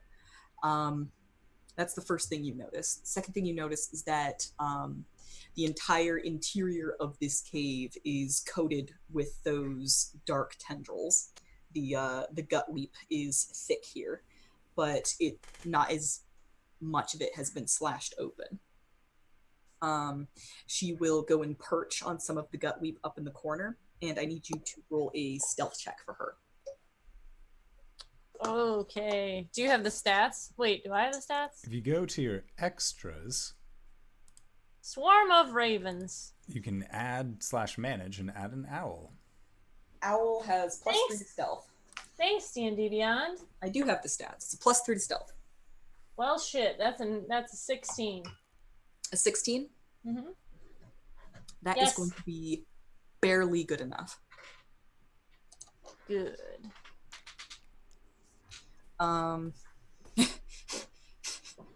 A white animal trying to stay hidden in a dark room never goes super well, but she manages this time.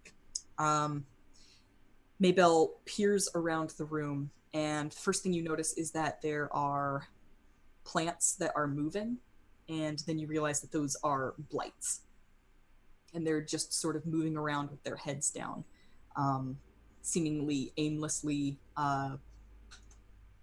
keeping watch, guarding. There are 2 large ones, and then about 4 smaller ones. Next thing you notice, there are 3 people kind of standing in a circle and arguing in a language you don't recognize.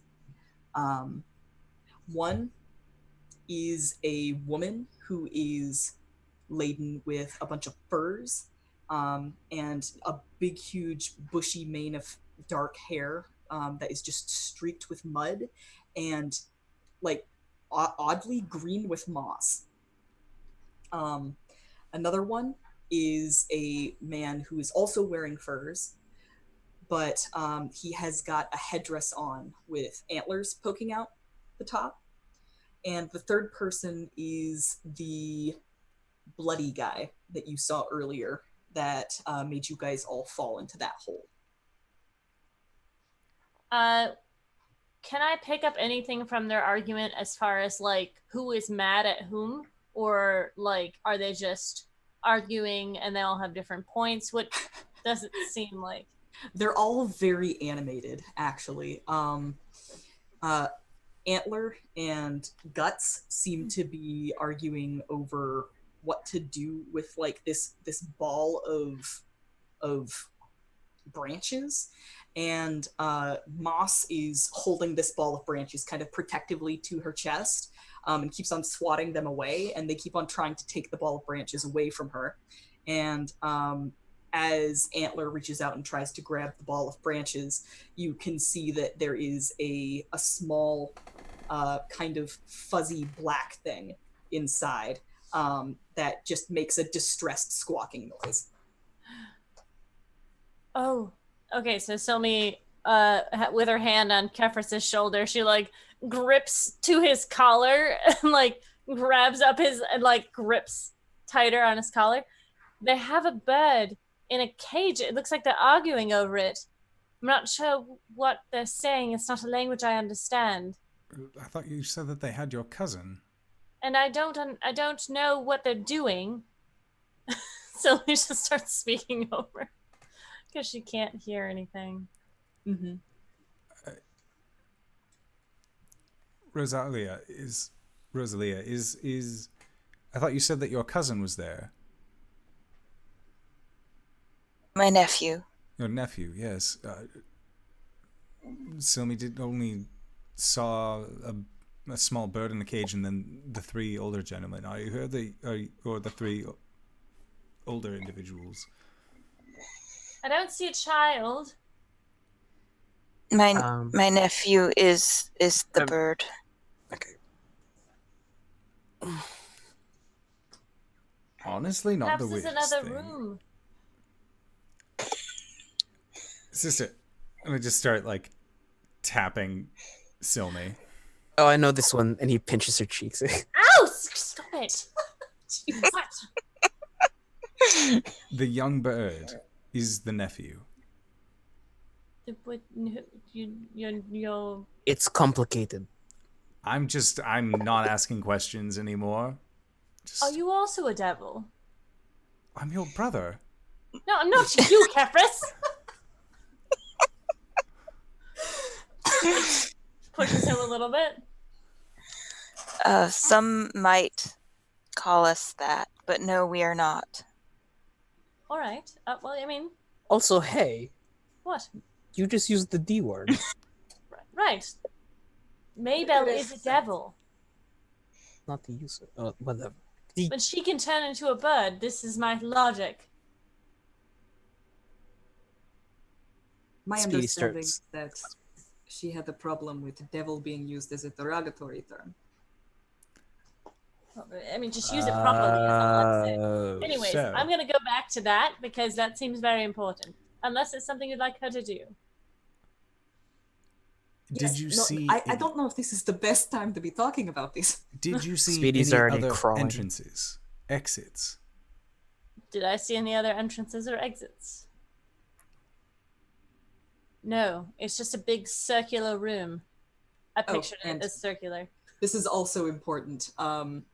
Guts, the guy with the blood and mud on him, he is holding a gnarled black twisted staff that just looks wrong.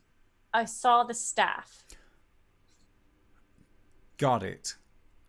We need that. Do we need it in one piece? I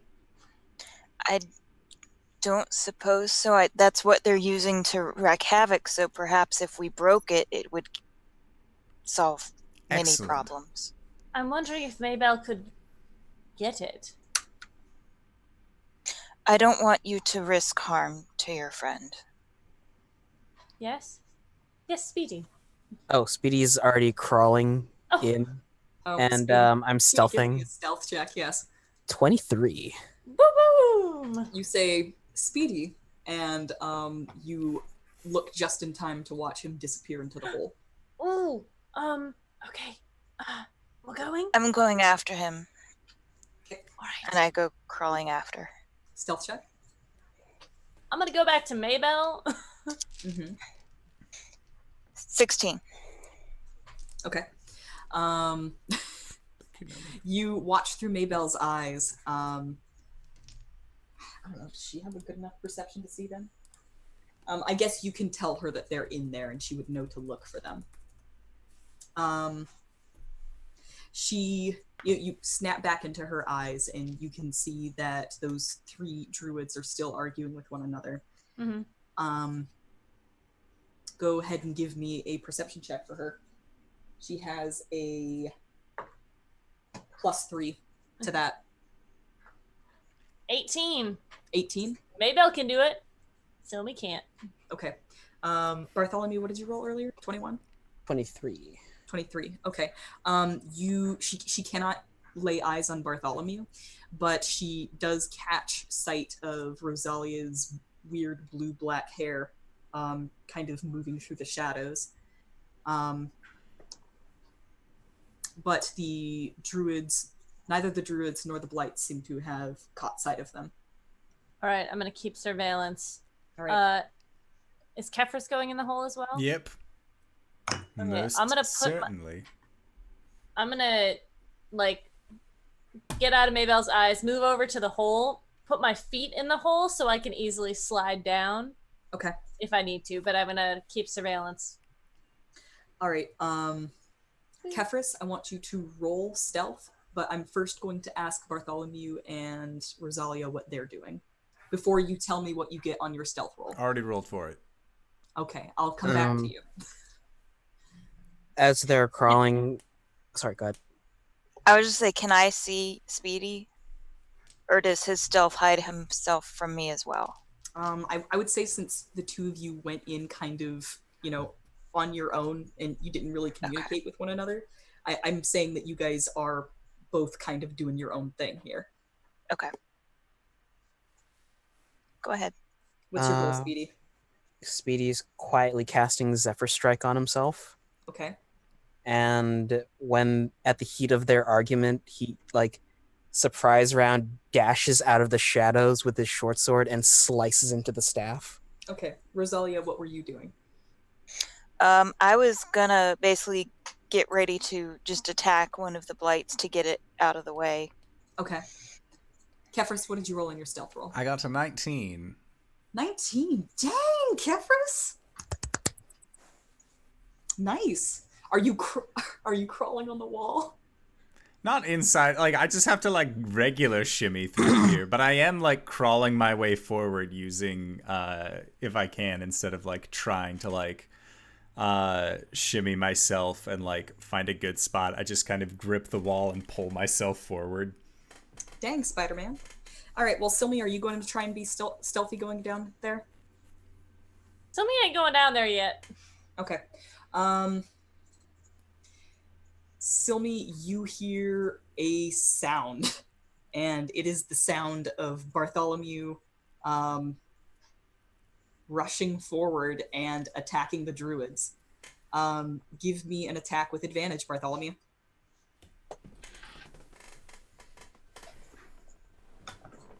Bwah, bwah, bwah, bwah. Nah. Bwah, bwah, bwah, bwah. Wow! The best time to do it. Are we doing the rule that all damage dice gets increased? Yes, of course. Hi, Raiders. As far as I'm concerned, that is a channel-wide rule. It's a good rule.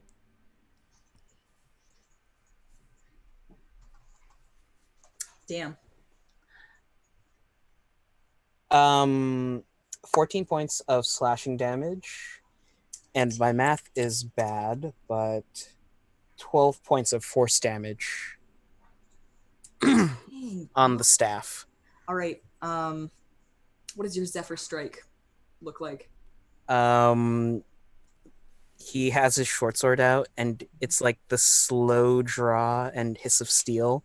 Okay. And because it doesn't provoke attack of opportunity as he's moving through all the blights, it's just like a zigzag lightning pattern.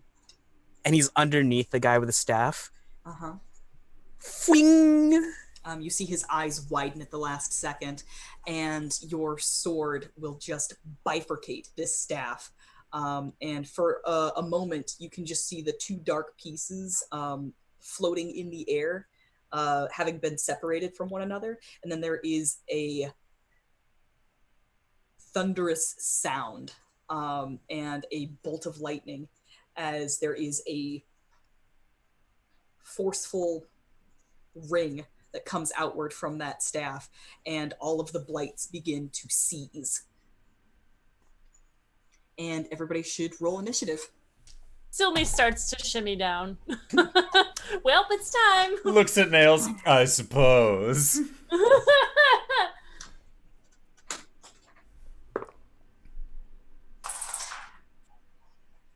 Of being. 24 Speedy? 22. 22. Yeah. All right. Rosalia?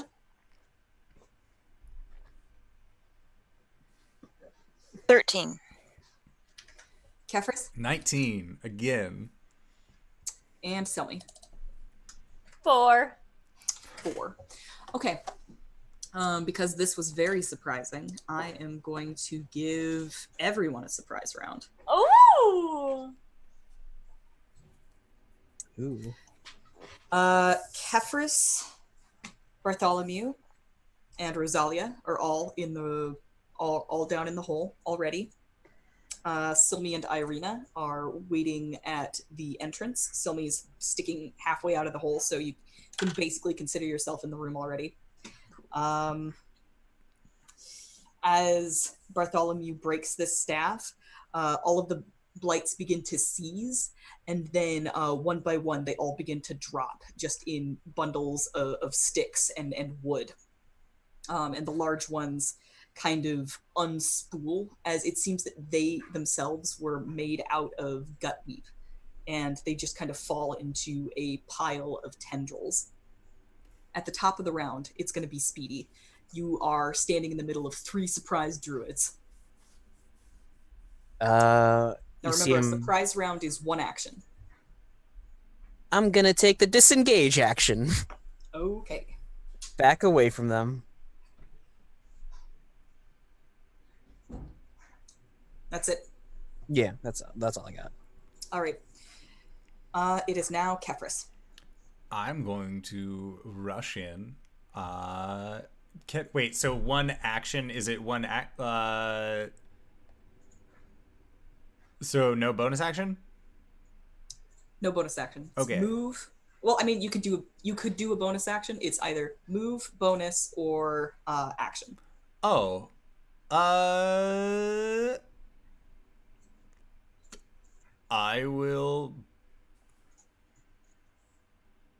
I'm gonna get up to these druids.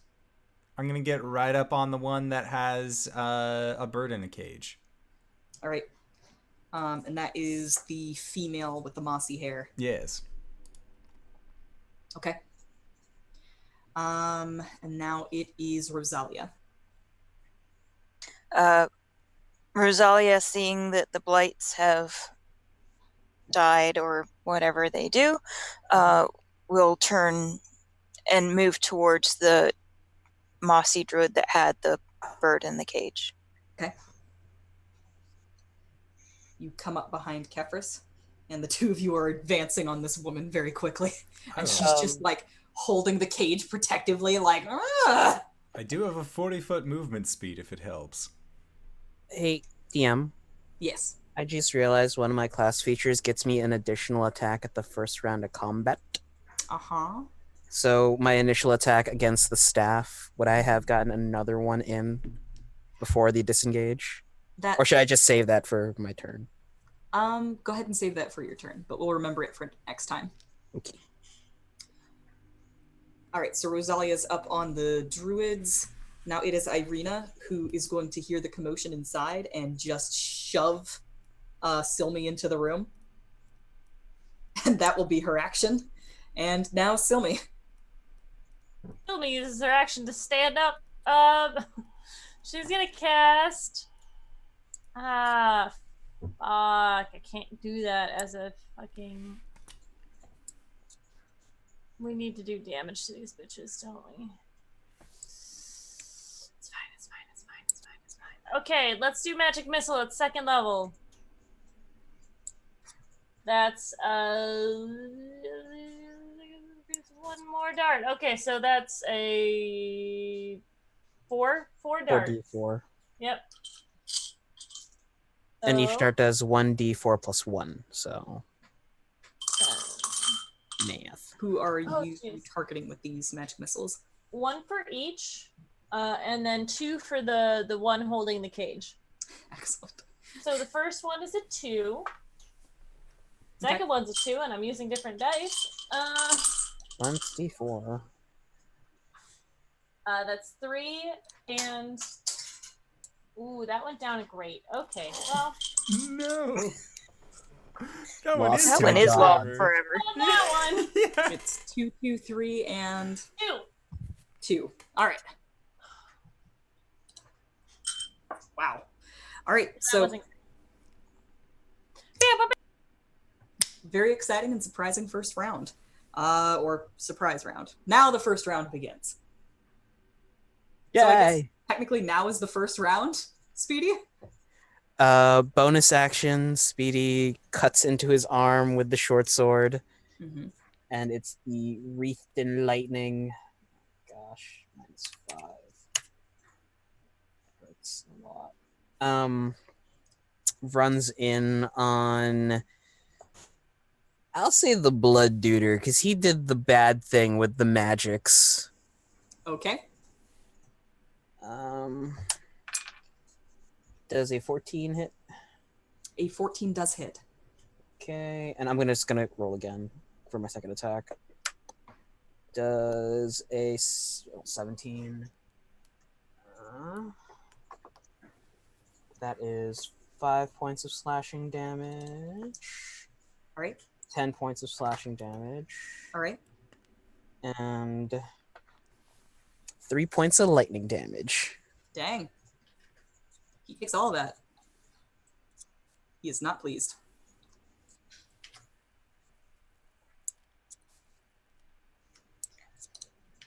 Is it? Okay.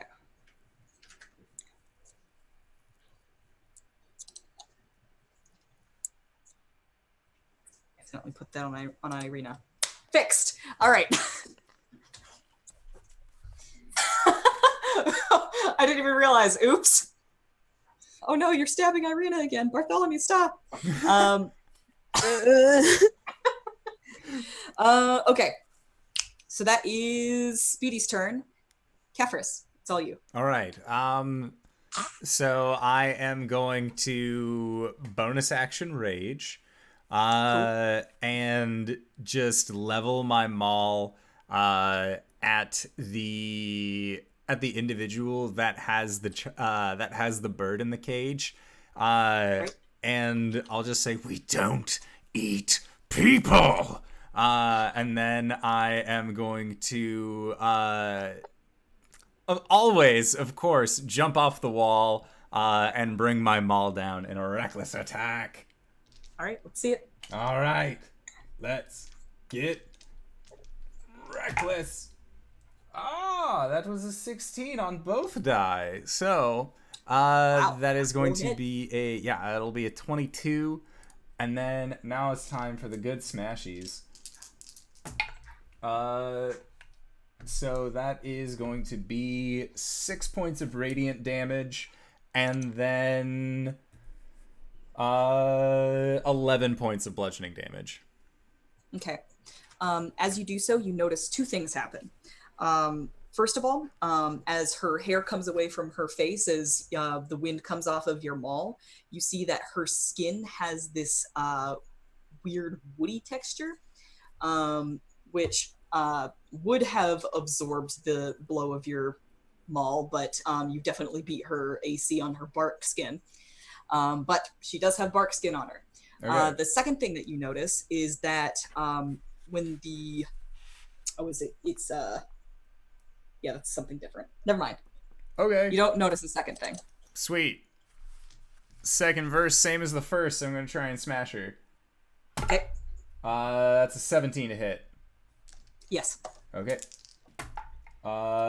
So, I'm going to deal...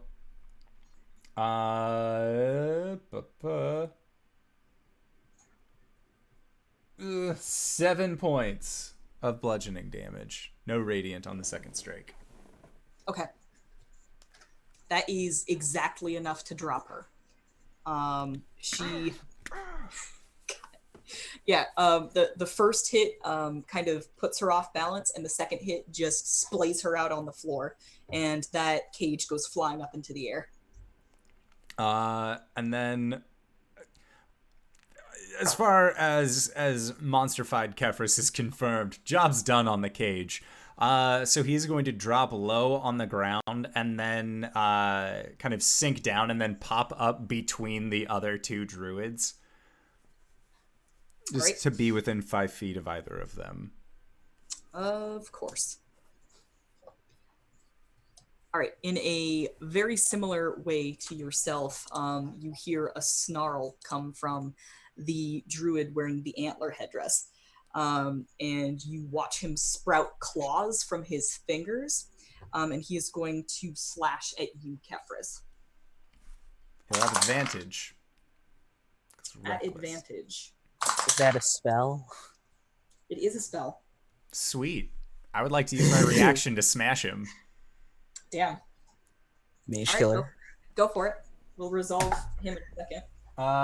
That's an 8. I don't get it.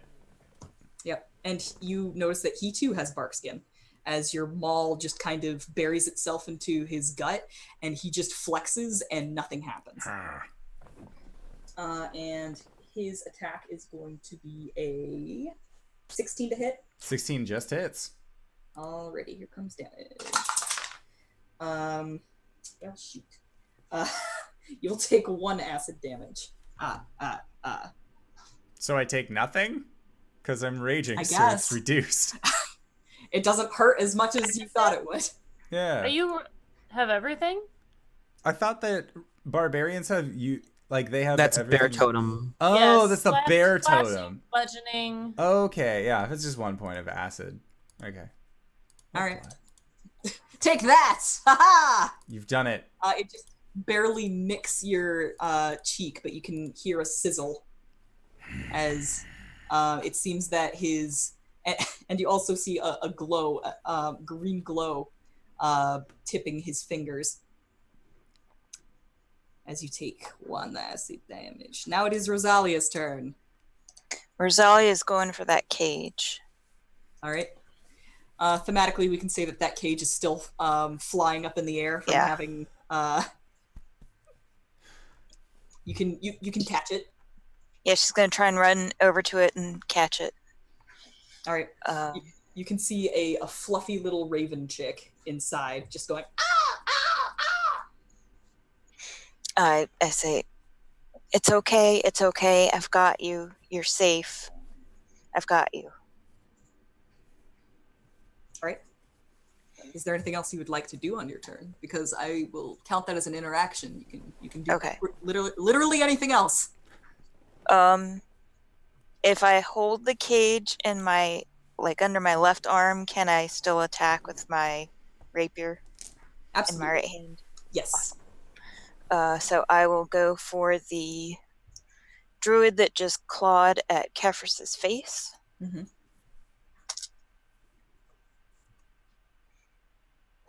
And I don't do so good.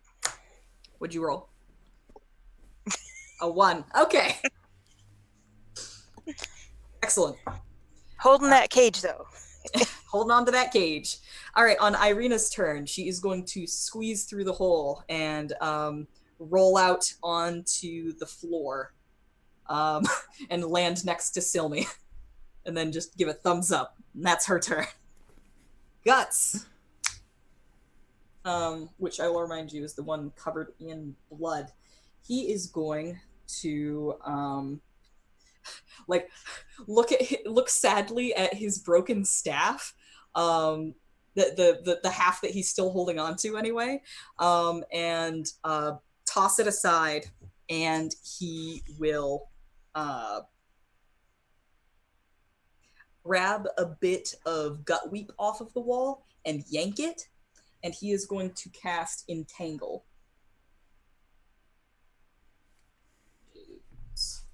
Hid that away because I didn't think I'd be using this turn.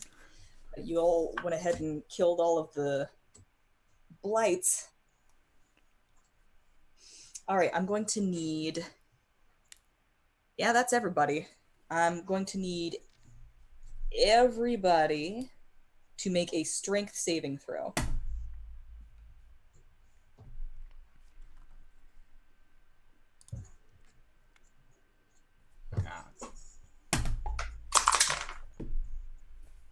I rolled a 17, so 16.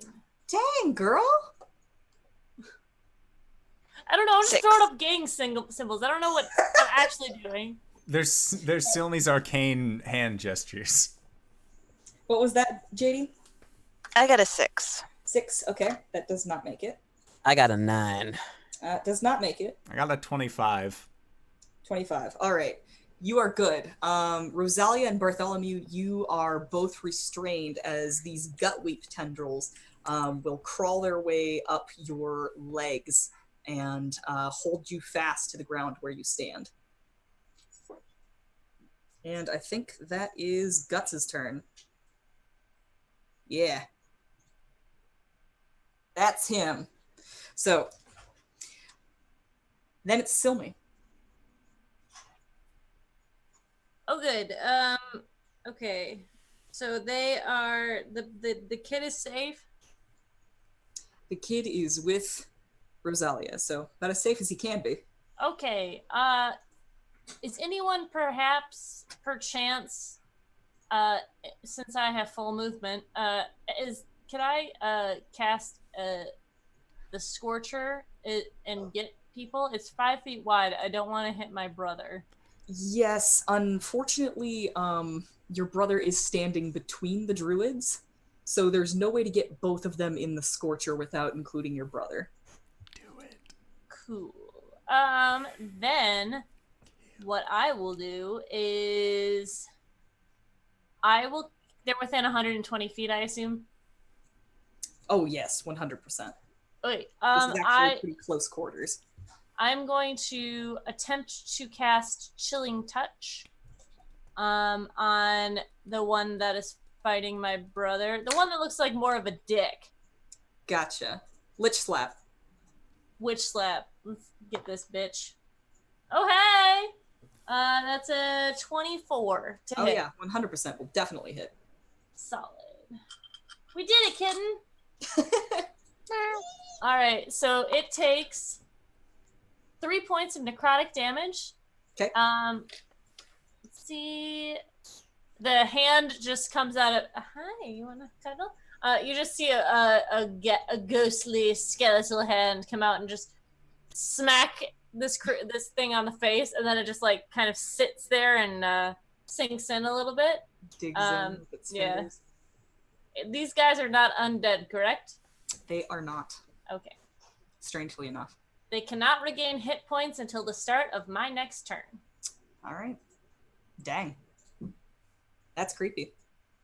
Yeah. But yeah, he gets slapped in the face with this skeletal hand, and like tries to like grab at it and pull it away, but it's like spectral. Yeah. And then he just looks at you and snarls. I thought this spell would be really good to play pranks on the household staff. However, I didn't realize it actually did damage until I tried it once Whoops. on a glass of water. And then I was like, oh, nope. All right, Speedy, it is you at the top of the round. This You are guy restrained in front of Guts. This guy did not move from me. He did not. All right, here we go. Nah. He's getting a short sword and then a dagger. See it? 18 18 definitely hits.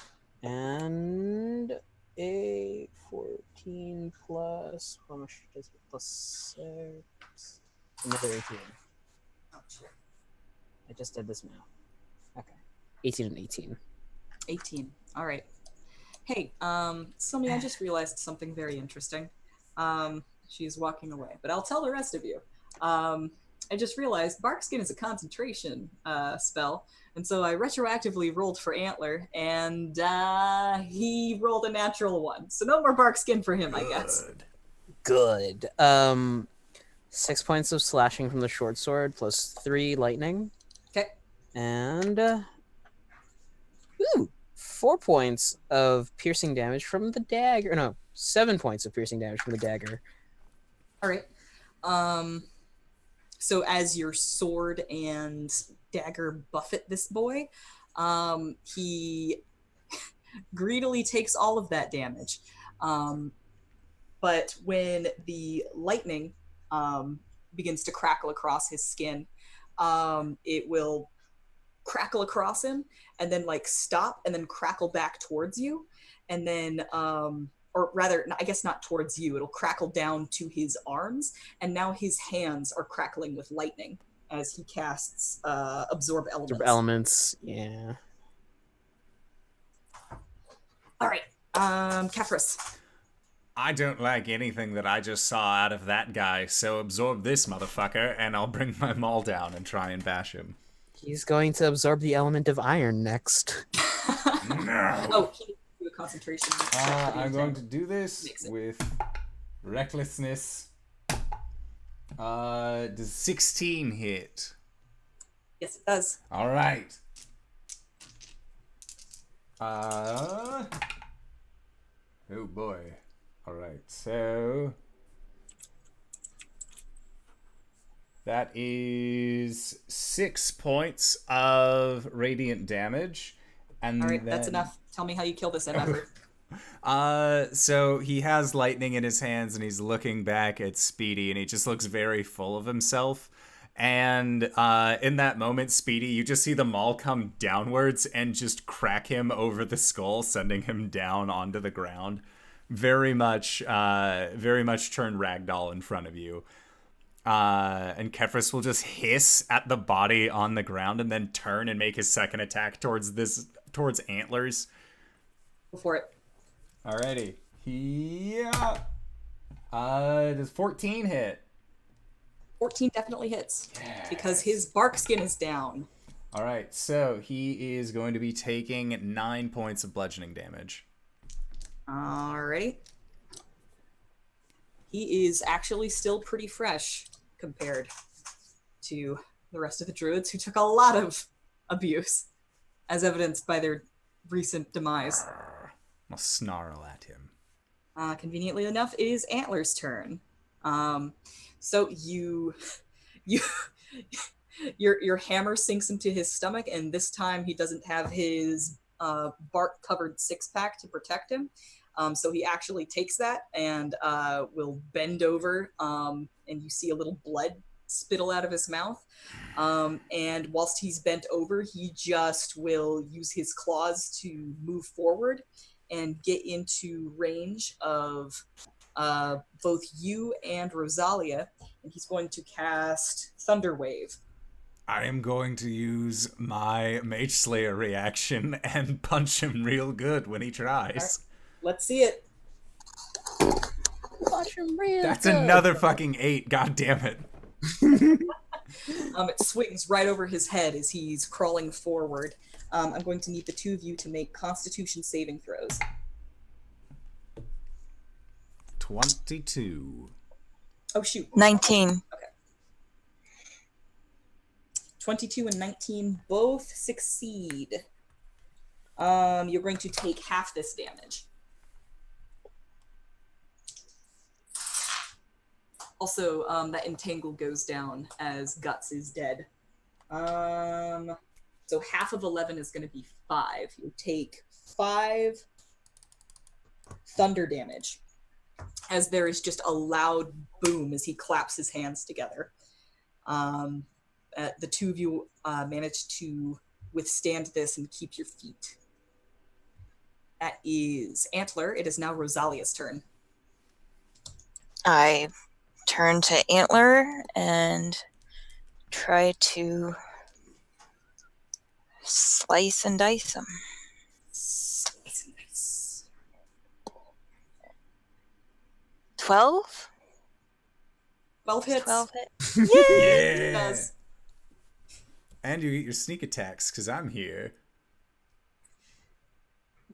Actually, funnily enough, these boys, they squish you without these bike skin. That's why I have these D6 in here.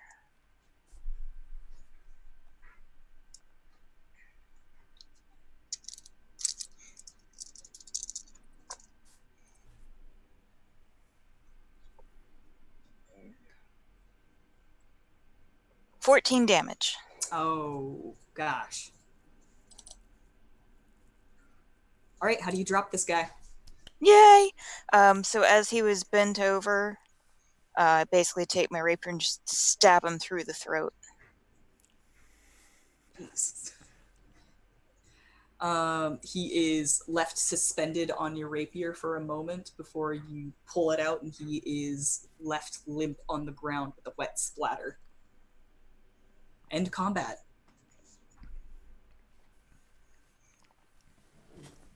I would like to open the cage. Yes. This raven will flutter out, and it seems to be a juvenile. You know that Martin is 7 years old, and he definitely cannot fly yet. So he just kind of flutters out as best as he can and lands on your forearm. And you can see him getting ready to transform back into his humanoid form, but then he sees that there are other people here, and he looks sheepish. Little sheepish baby raven. So I just kind of. His eyes are still blue. He's got kind of like that did you frog see mouth the thing baby going on. crow thing on Twitter? I'll find it. I'll share it. The one that's ferocious. I scritch him under the chin and I say, it's okay if you want to stay as you are, but it's safe to change if you'd prefer. He will look around and then close his eyes, and the rest of you watch as this little baby, frankly ugly baby raven begins to swell a bit, and he turns into like he grows and grows until he's about up to Rosalia's waist, though he stays on her arm, so she kind of has to catch him and hold on to him. And he just enters a hybrid form, and he's just got this big, huge frog mouth beak, and he goes, "Rosalia, I knew you'd save me!" And I give him a big old hug and I say, I'm glad you had faith in me. I'm gonna loot these bodies while that's happening. Yeah, I was going to totally be looting. Bartholomew just gives like this, like the wave, like, whatever. Silme will go talk to the young man. She'll like get down kind of on his level, and Maybelle will come over and she'll, oh, you're just so cute, and what are you? We're ravens.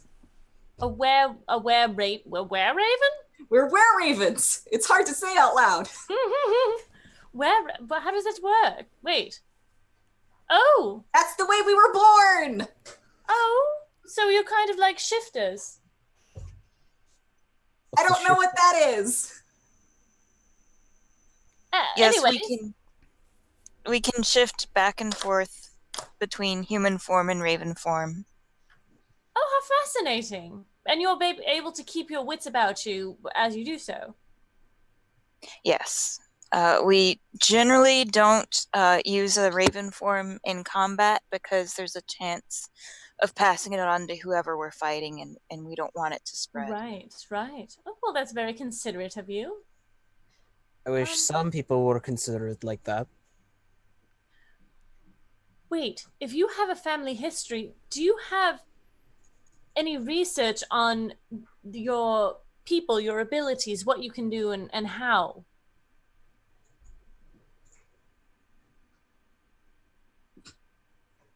DM? Yes. Rephrase that question. What was that? Silme is trying to get information on where people so that she can formulate her remove curse to work with the curse. So I see. Yeah, I understand. That's a pretty good idea. Your family has a lot of information on lycanthropy in general, just because they kind of have to know how this works, considering all of the spouses get turned into were-ravens when they marry in. So yeah, they have a pretty good idea of how lycanthropy works. Your family actually has a lot of information on a lot of things. You know, considering y'all sort of make a living by spying. I guess the way you make a living is by making wine, but you also make spying. You spy. That's your thing. Spy. Yes, we have documentation on, our own practices and how we share it with the people we want to have it. Since we've cleared this mess up, would it be all right if I saw this information? I'm doing research on lycanthropy and the causes of it and what it actually is. I think we can arrange that as long as it doesn't leave this group of people. Right, of course. We'd be in danger if more people knew. Right. I don't want it. I don't want to be... Don't want... I'm good. If that's the kind of thing that they're entrusting onto us, I already have a lot going on. Being a were-raven would just... That would be a lot, I would think. I don't think that's what she was implying. Oh. She means the knowledge. The secret. My secret. Keep my secret. I see. Do you want to marry Rosalia? I'm good, but thank you.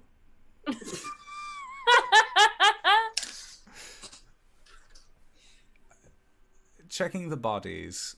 Did any of them have the third gem on them?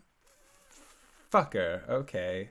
Lots of dirty furs, a broken black evil-looking staff. All right. Various dead animals and alchemical reagents. Bart is going to take a torch and light it and just chuck the 2 staff parts on top of it. Okay. It burns reluctantly. Crouched at the starting line. And it lets off a ghastly black smoke. It smells weirdly of iron. I think if we've searched them and we've solved the situation with these plant creatures and the winery, I think it's time for us to at least leave or make sure that this child gets back to his family proper.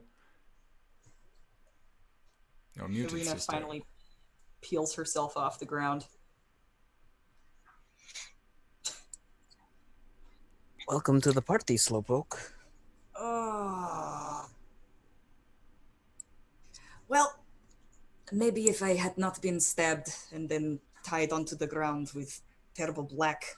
Hey, listen, I offered you a potion of healing and you said, no, I don't want it. I didn't get stabbed that hard. So That's because I'm tougher than you. I can take that kind of punishment. And she just beats on her breastplate and then, Smooth. I'll help her up. I will lean into my sister and say, and they say we bicker. You see this? You see this going on? Exactly what I was thinking, yes. Like an old married couple, these two. I know, right? It's Yes, but we bicker at lower volume levels than you two. You know what? No one was asking your input, Speedy. I don't think so. I'd like to ask my nephew, did he see anything? Did he see the third stone, where it went, who had it? Oh, yeah. In the interest of time, I'm looking at the clock. I'm going to speed things up a little bit. Your nephew explains to you that he wasn't supposed to come down here, but he figured he was going to be like you and be a big damn hero and go and get the stone. And when he arrived in the shrine, it was already gone. But the druids were here, and that's when they captured him. I'm glad that you're safe, but you should not have done that. It's what you would have done. Yes, and you should never do things that I would do.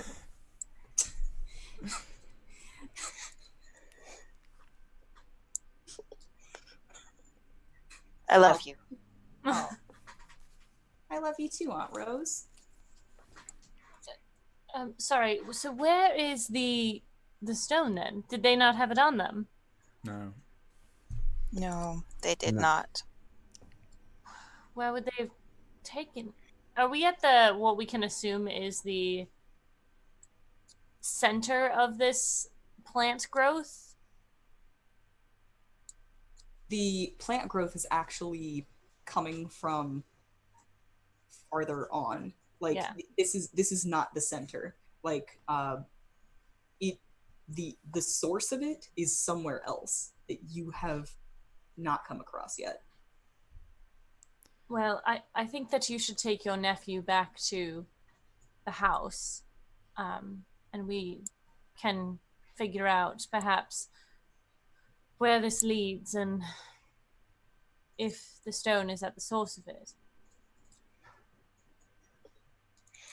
Thank you for all of your help. I truly appreciate it. Of course. The two of you will have the best chance flying up above if the blights are still out there. Well, hopefully this killing that staff killed all the blights. We can hope. Oh, that would be amazing luck, wouldn't it? So Well. it was.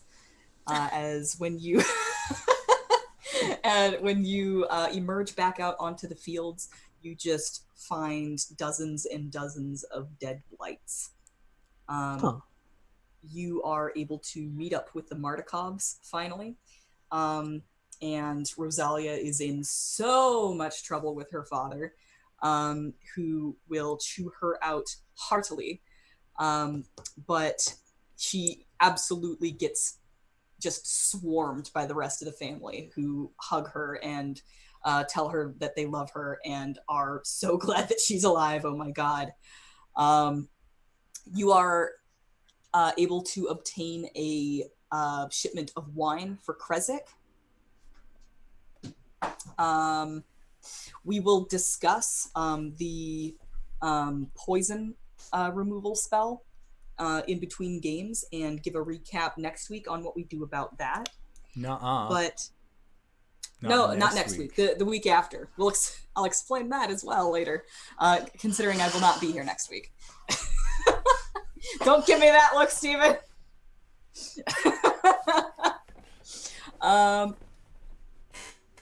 Is there anything else that's vastly important to know right now? I think. Okay. I do have something to leave off with.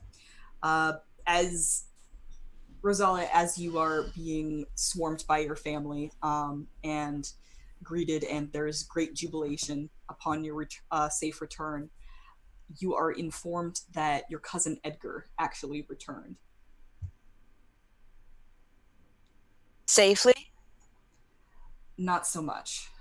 He was pretty roughed up. Evidently somebody raided his dead drop and he didn't have any money to get into Vallaki, and he was captured and tortured by a minion of Strahd.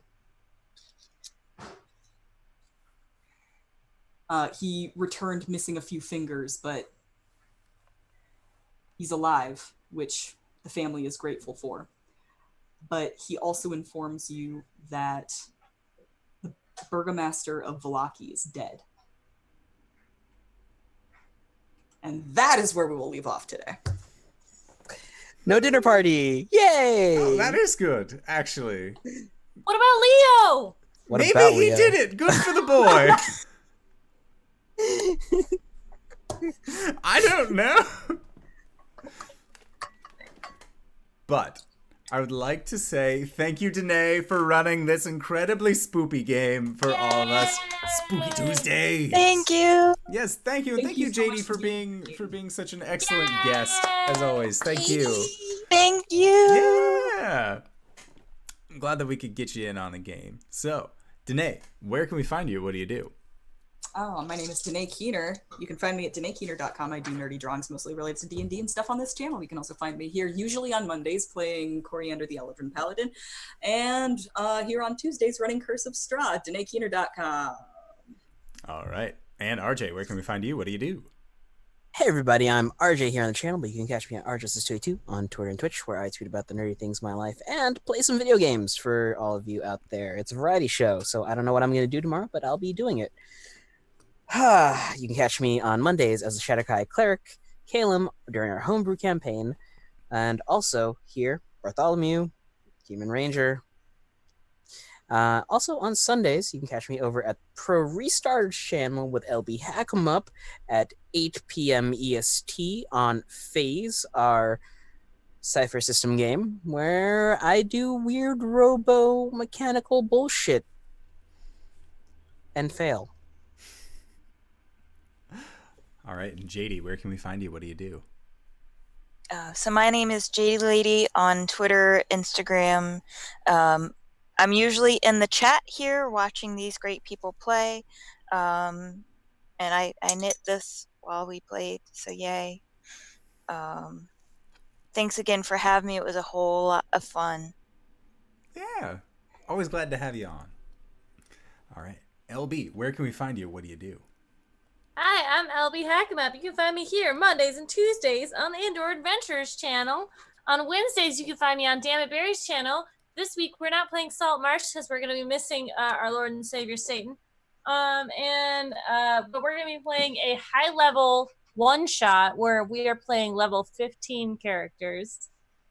So that'll be fun. And then you can catch me on Sundays with GB on Encounter Roleplay's channel, doing the